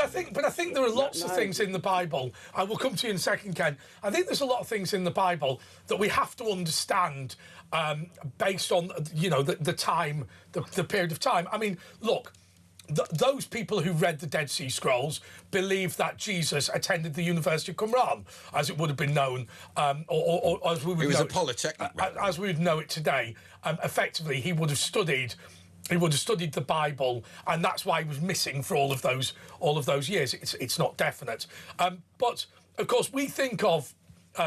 When your dad is a carpenter, that being very working class. Actually, it was a solid kind of middle class existence at the time. He just wasn't part of the elite, and I think we've misunderstood that. Also, being born in a stable is not an entirely unusual thing, given that normally the animals would be on the lower floors and families would be on the higher floors. I think the point being made with all of this was that he was an ordinary guy. You know, he wasn't necessarily poor and disadvantaged, but he wasn't necessarily elite either. Yeah. And I think that him being an ordinary bloke has kind of turned into he was somebody who's disadvantaged, and I don't think that was a message. Well, of course, back then, there were just manual trades. You didn't have offices and things. You were either a blacksmith or, you know, you sold things, or you were a carpenter. You have to have a skill. That's how. Anyway, Ken, you wanted to say something. Yeah, but we're missing the whole point here, I think. Sorry. Jesus is God manifest in the flesh. The greatest miracle in history was God became a man and dwelt amongst us in the person of Jesus Christ. What we need to understand is when Jesus was nailed to the cross, he represented every human being. He represented mankind. And when he was hung on the cross, it was a torture. Yes, it was. But worse than that, much, much worse than the torture side of it, the human side, Jesus took upon himself the sin of the world. All the evil, iniquity, sin that ever been committed in history, God the Father laid it upon Jesus, and he died for the sin of the world. Now, for you and I to receive the benefit of this miracle of grace from God, God just asks us to believe in his Son. Believe in the Son of God, and God will forgive us. This is the wonder of salvation, the wonder of Christ. Anyway, look, Ken, stay on, because we've got to take a break, but there's someone who's called in and wants specifically to talk to you. So thanks to Grace there, but Ken, stay there, and we'll be back with someone who wants to have a word on Talk. Stay tuned.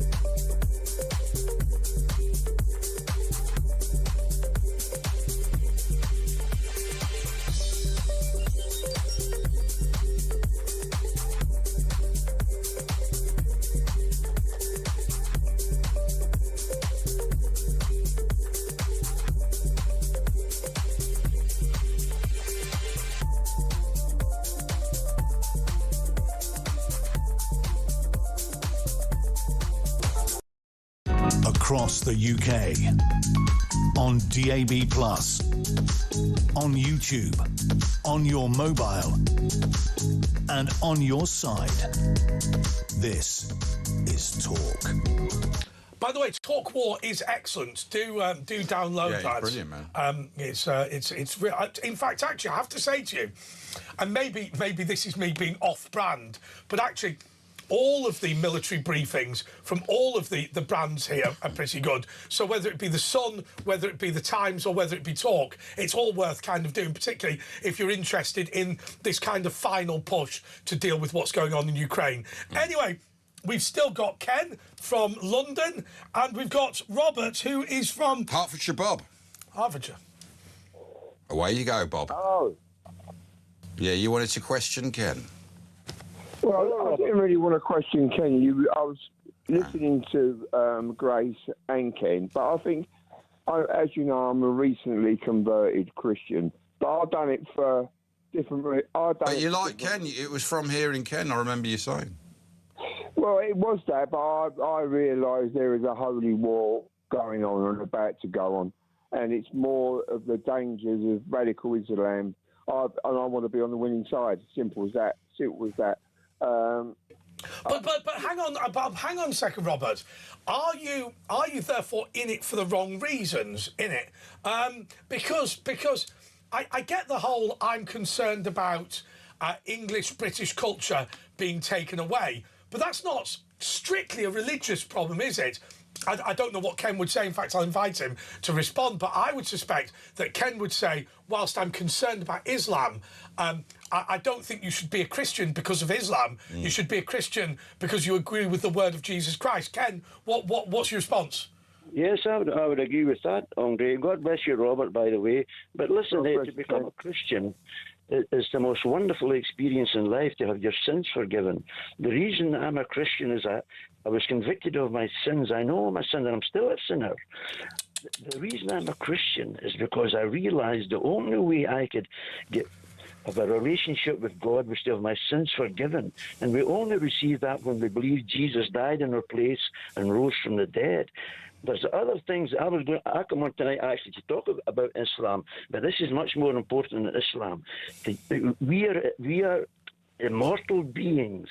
There's life after death. There's an eternity ahead for everyone. There's a place called heaven and a place called hell, told to us by Jesus. And the Bible says God is willing that none should perish in hell, but that all should come to repentance. Now, repentance means to change your mind about Jesus. Change your mind about Jesus. Stop being unbelieving and become believing. That means to repent, believe on Jesus, that he died for us, he rose from the dead, and God gives us. But what's your message? What's your message to Robert? My message to Robert is, Robert, Jesus loves you, he loves me, he died for us all. Put your faith and trust in Christ alone, Robert. There's horrible things happening and much, much worse is to come. But we're secure when we believe in Jesus Christ. Right, go on, Bob. Our Saviour. Robert? Yeah, I agree, but I do put quite a bit into my worship. Oh, do you? It's based on gratitude. I don't go to church, but I read the Bible. Well, I've got a talking Bible every night, and I set up a little altar. What's a talking Bible? Well, he doesn't read the Bible. He does it on an app. Right. So like a Kindle sort of reading. Well, yeah, reading. It's quite good actually. So sometimes it's a bit over the edge. All that. Who reads it? Is it Stephen Fry doing the voice?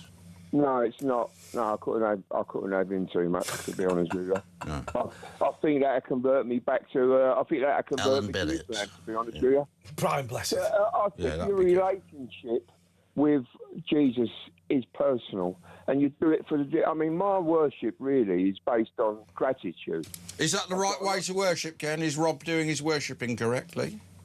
Yes, be grateful to God for his mercy, grateful to God for his grace, be thankful. I'm thankful every day. My sins are forgiven. I believe in Jesus. He's given me eternal life. Here's a song I love. This is my favourite song. Rob, feel free to join in. Listen to this song, Rob. Okay, here we go. In the name of Jesus, in the name of Jesus, we have the victory. Oh, in the name of Jesus, in the name of Jesus, demons will have to flee. When we stand in the name of Jesus, tell me who can stand before. In that mighty name of Jesus, we have the victory. There's victory in Jesus, Robert. Believe in the name of and again, in the name of Jesus, in the name of Jesus, we have the victory. Hallelujah. Come on, Bob. You got to know the words now. I have to say the percussion. God bless you all. Thank you so much, Ken. Can we get this show back together now? Robert. Robert. So you're very concerned about the rise of radical Islam in this country. Explain. Well, I mean, do I have to explain? I mean, you know, it's there. It's an evil religion. Well, it's an ideology. Some people don't, but you know, it depends on how you follow the religion. There's some have become moderate, like Judaism, Christianity has moderated as time's gone on. There's some people who believe in the whole, you know, back to how it exactly says in their Hadith and Quran and all that. Stop making excuses. You know what I mean? I mean, there is moderation, but that's gone through the way. But the real problem here is this, and I keep making this point. Somebody goes, the Quran is the word of God. Fine. It doesn't bother me whether that's true or false. What bothers me is the abject stupidity of saying a book that was written that long ago can be absolutely appropriate for everything in modern Britain. Even if God did write the Quran, he couldn't have put in place information about what to do for AI. He couldn't explain about space travel, and also there are things that would have been a message of moderation 300 years ago, which are now horrendous. So as an example, when Salah ad-Din invaded Jerusalem, he sold every single man, woman and child, every Christian man, woman and child, into slavery. Now, at the time, the people of Europe were stunned by his moderation, his generosity and his human decency, because what would have happened otherwise was he'd have killed them all. So sparing their lives. Now, if you invaded a country now and sold the population into slavery, people would attack you for being a genocidal, well, probably not a genocidal, but for being a abuser. And so what is the message that you take from Salah ad-Din? Is it to be pro-slavery because he sold everyone into slavery? Or is it to be a moderate and to try and defend life as much as you can in the context of where you are at the time? So what's the answer, Robert? Well, yeah, I mean, yeah, I sort of agree, but this is different. This is gone. You're talking about, you know, bombs. You're talking about paedophilia. You're talking about much more evil things that are being promoted in this country. And it's a simple, you know.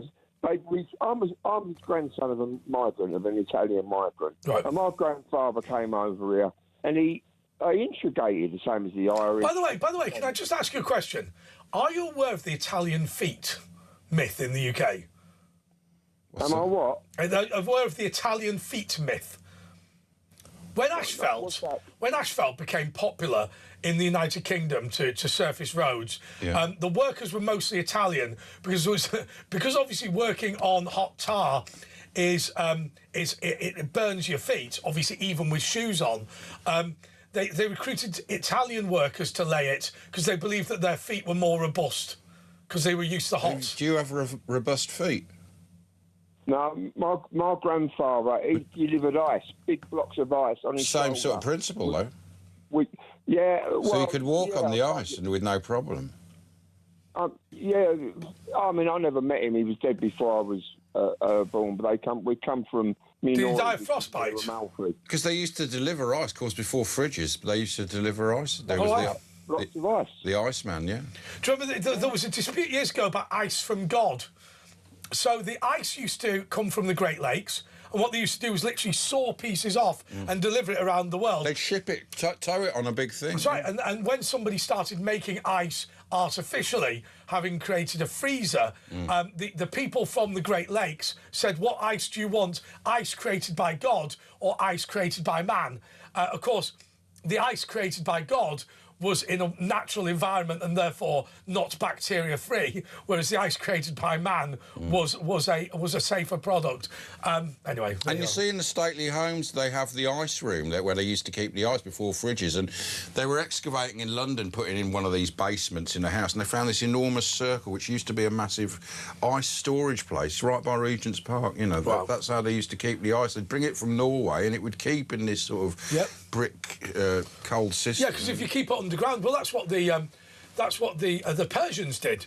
They would have it in these rooms buried underground. See, it's educational, this show, Rob, you see. Yeah, I mean, I was brought up in tenement buildings, and our fridges was the windowsill. Yeah.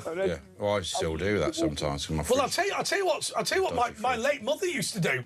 We had a conservatory we had a conservatory in all the houses that I grew up in, and obviously in the summer they're nice to sit in. In the winter they're absolutely freezing. So my mum used it as a refrigerator at Christmas. And well, all the food got put out into the conservatory. It's like when you buy food from the shop in winter, you can just leave it in the car overnight because it's like a fridge in there, you know what I mean? You don't have to carry it in. There is always a silver lining, isn't there? To every bullet. Yeah. Anything else you'd like to add to the conversation, Rob? Yeah, we've got a conservatory. I've just moved into this place in Hertfordshire. We've got a conservatory. And what Andre says is right. I mean, at the moment, it's really hot. But in the winter, you can't go in there. But there is one problem with the conservatory, right? What's its actual use? Because if you think about it... It's like being outside when you're inside. On warm summer days, you just want to sit outside. Yeah. And on cold winter days, you want to sit inside. And then there's kind of... Well, there's a room that kind of is neither. Yeah. Well, it all depends what your garden's like. If you've got a crap garden, you don't really want to sit in the conservatory. Do you use your conservatory a lot then, Bob?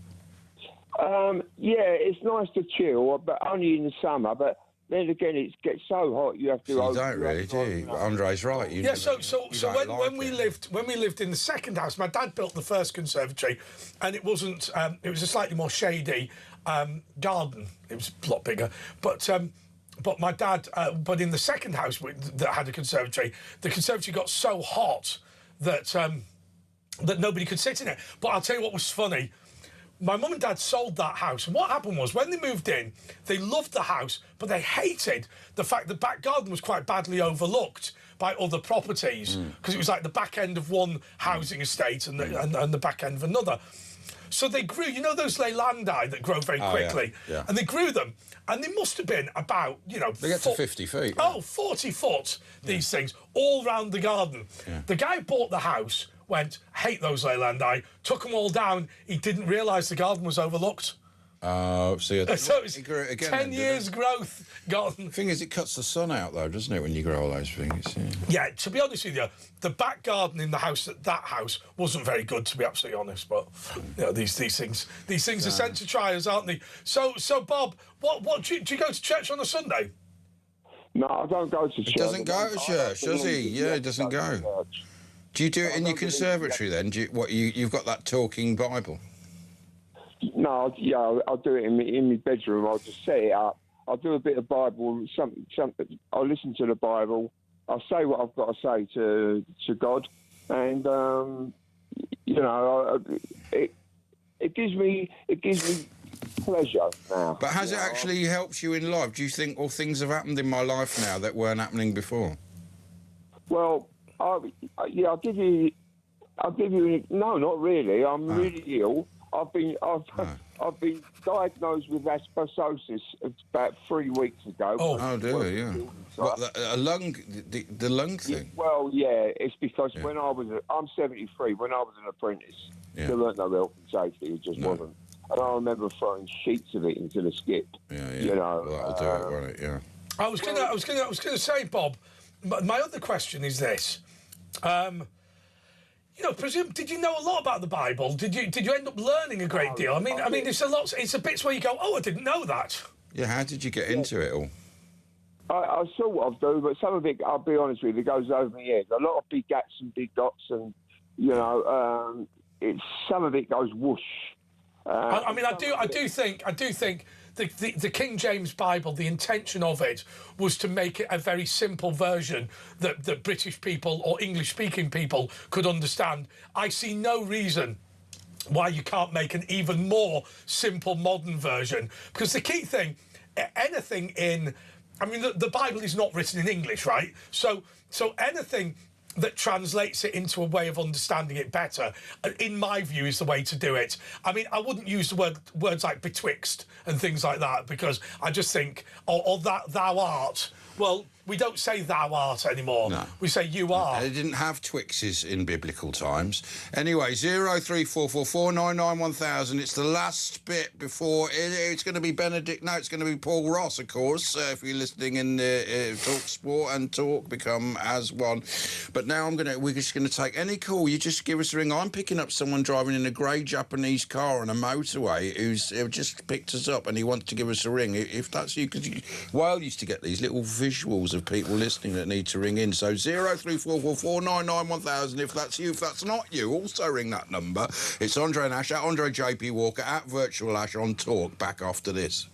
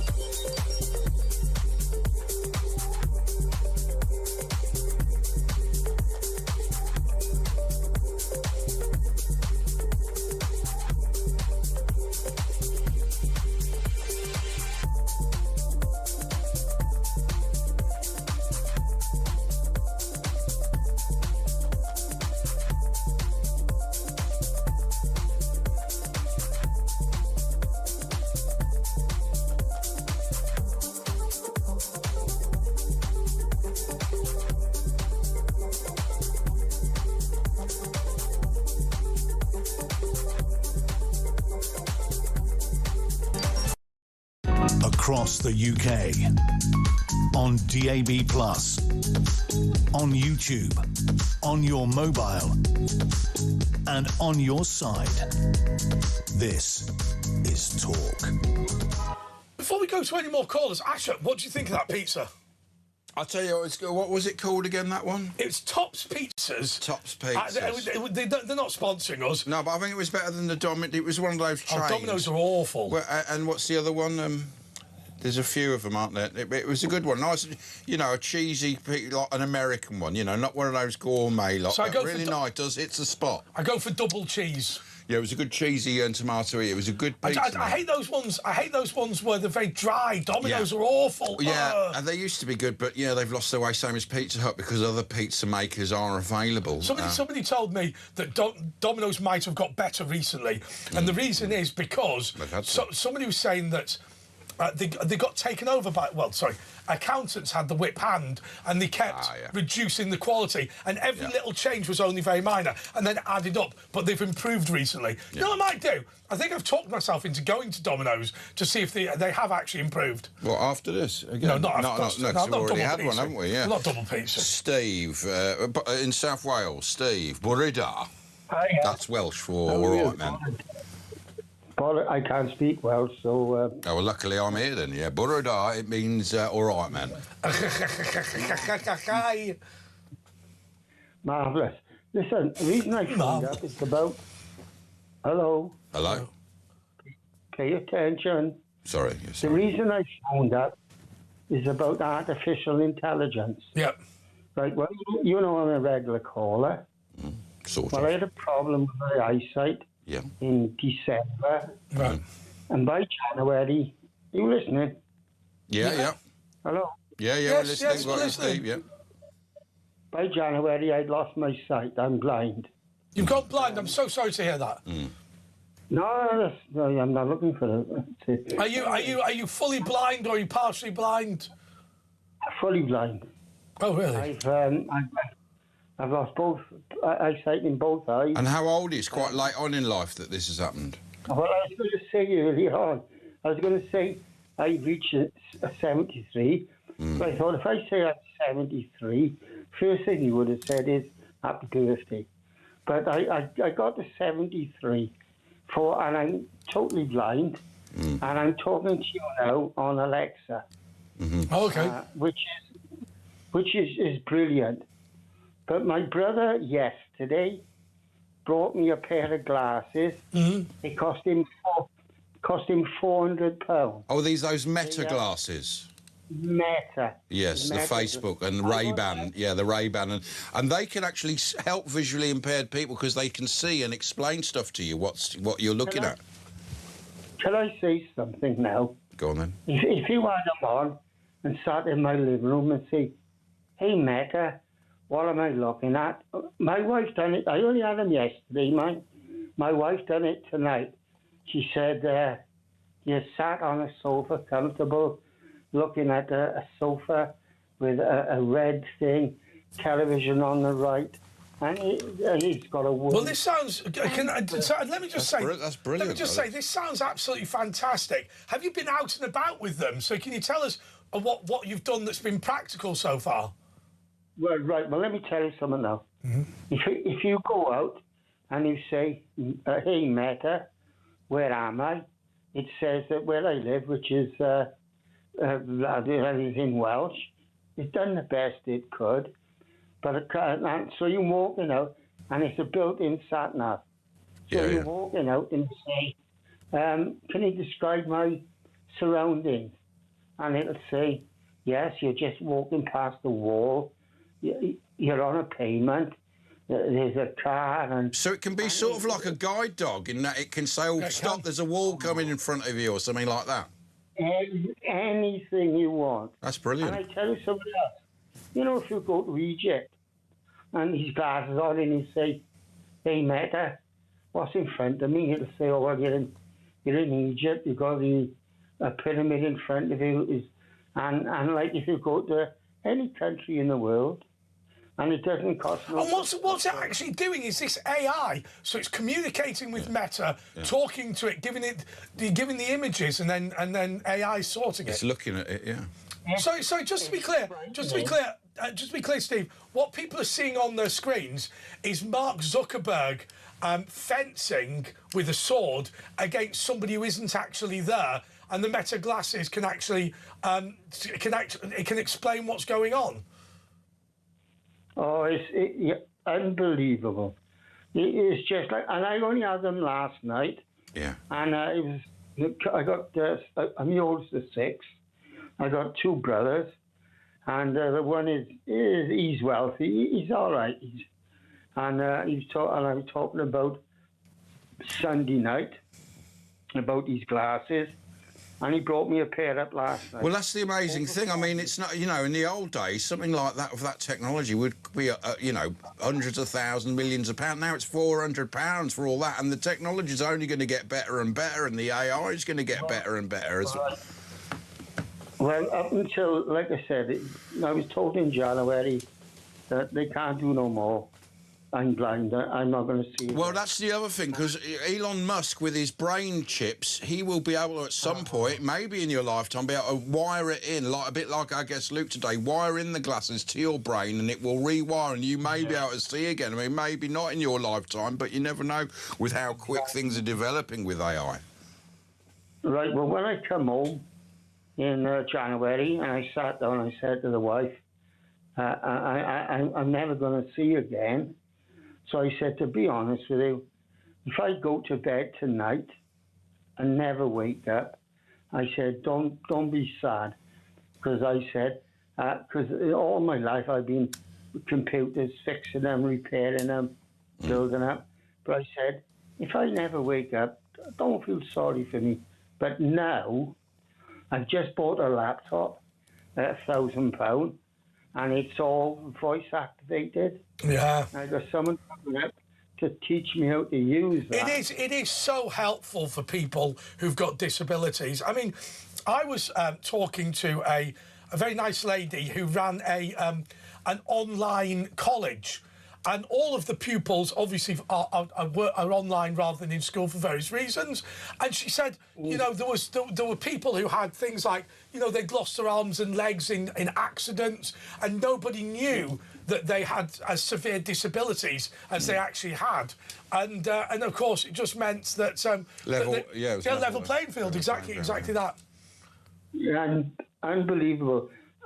I'll pick a letter up now, and I'll say, "Hey Meta, read my letter," and it'll read the letter word for word, and it's unbelievable. And you know, if you get a handwritten letter. Yeah. And you say, hey, Matt. It can read it, and it can translate as well if it's in a foreign language.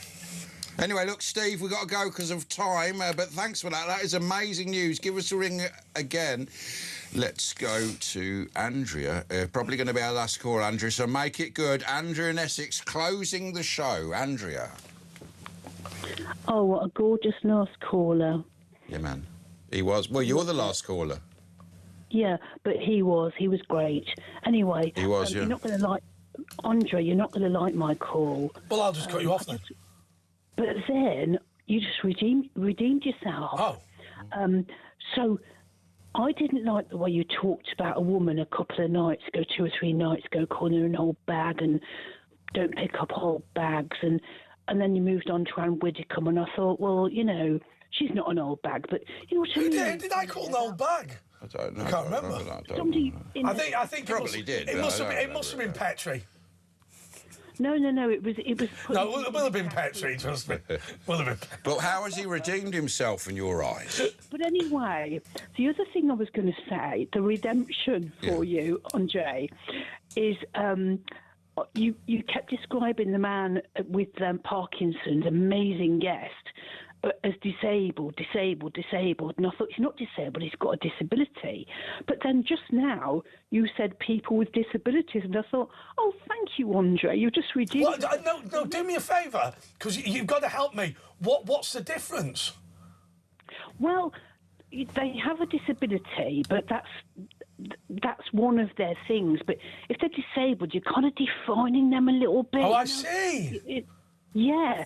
So saying you're disabled is defining, but saying you have a disability means I'm not worried.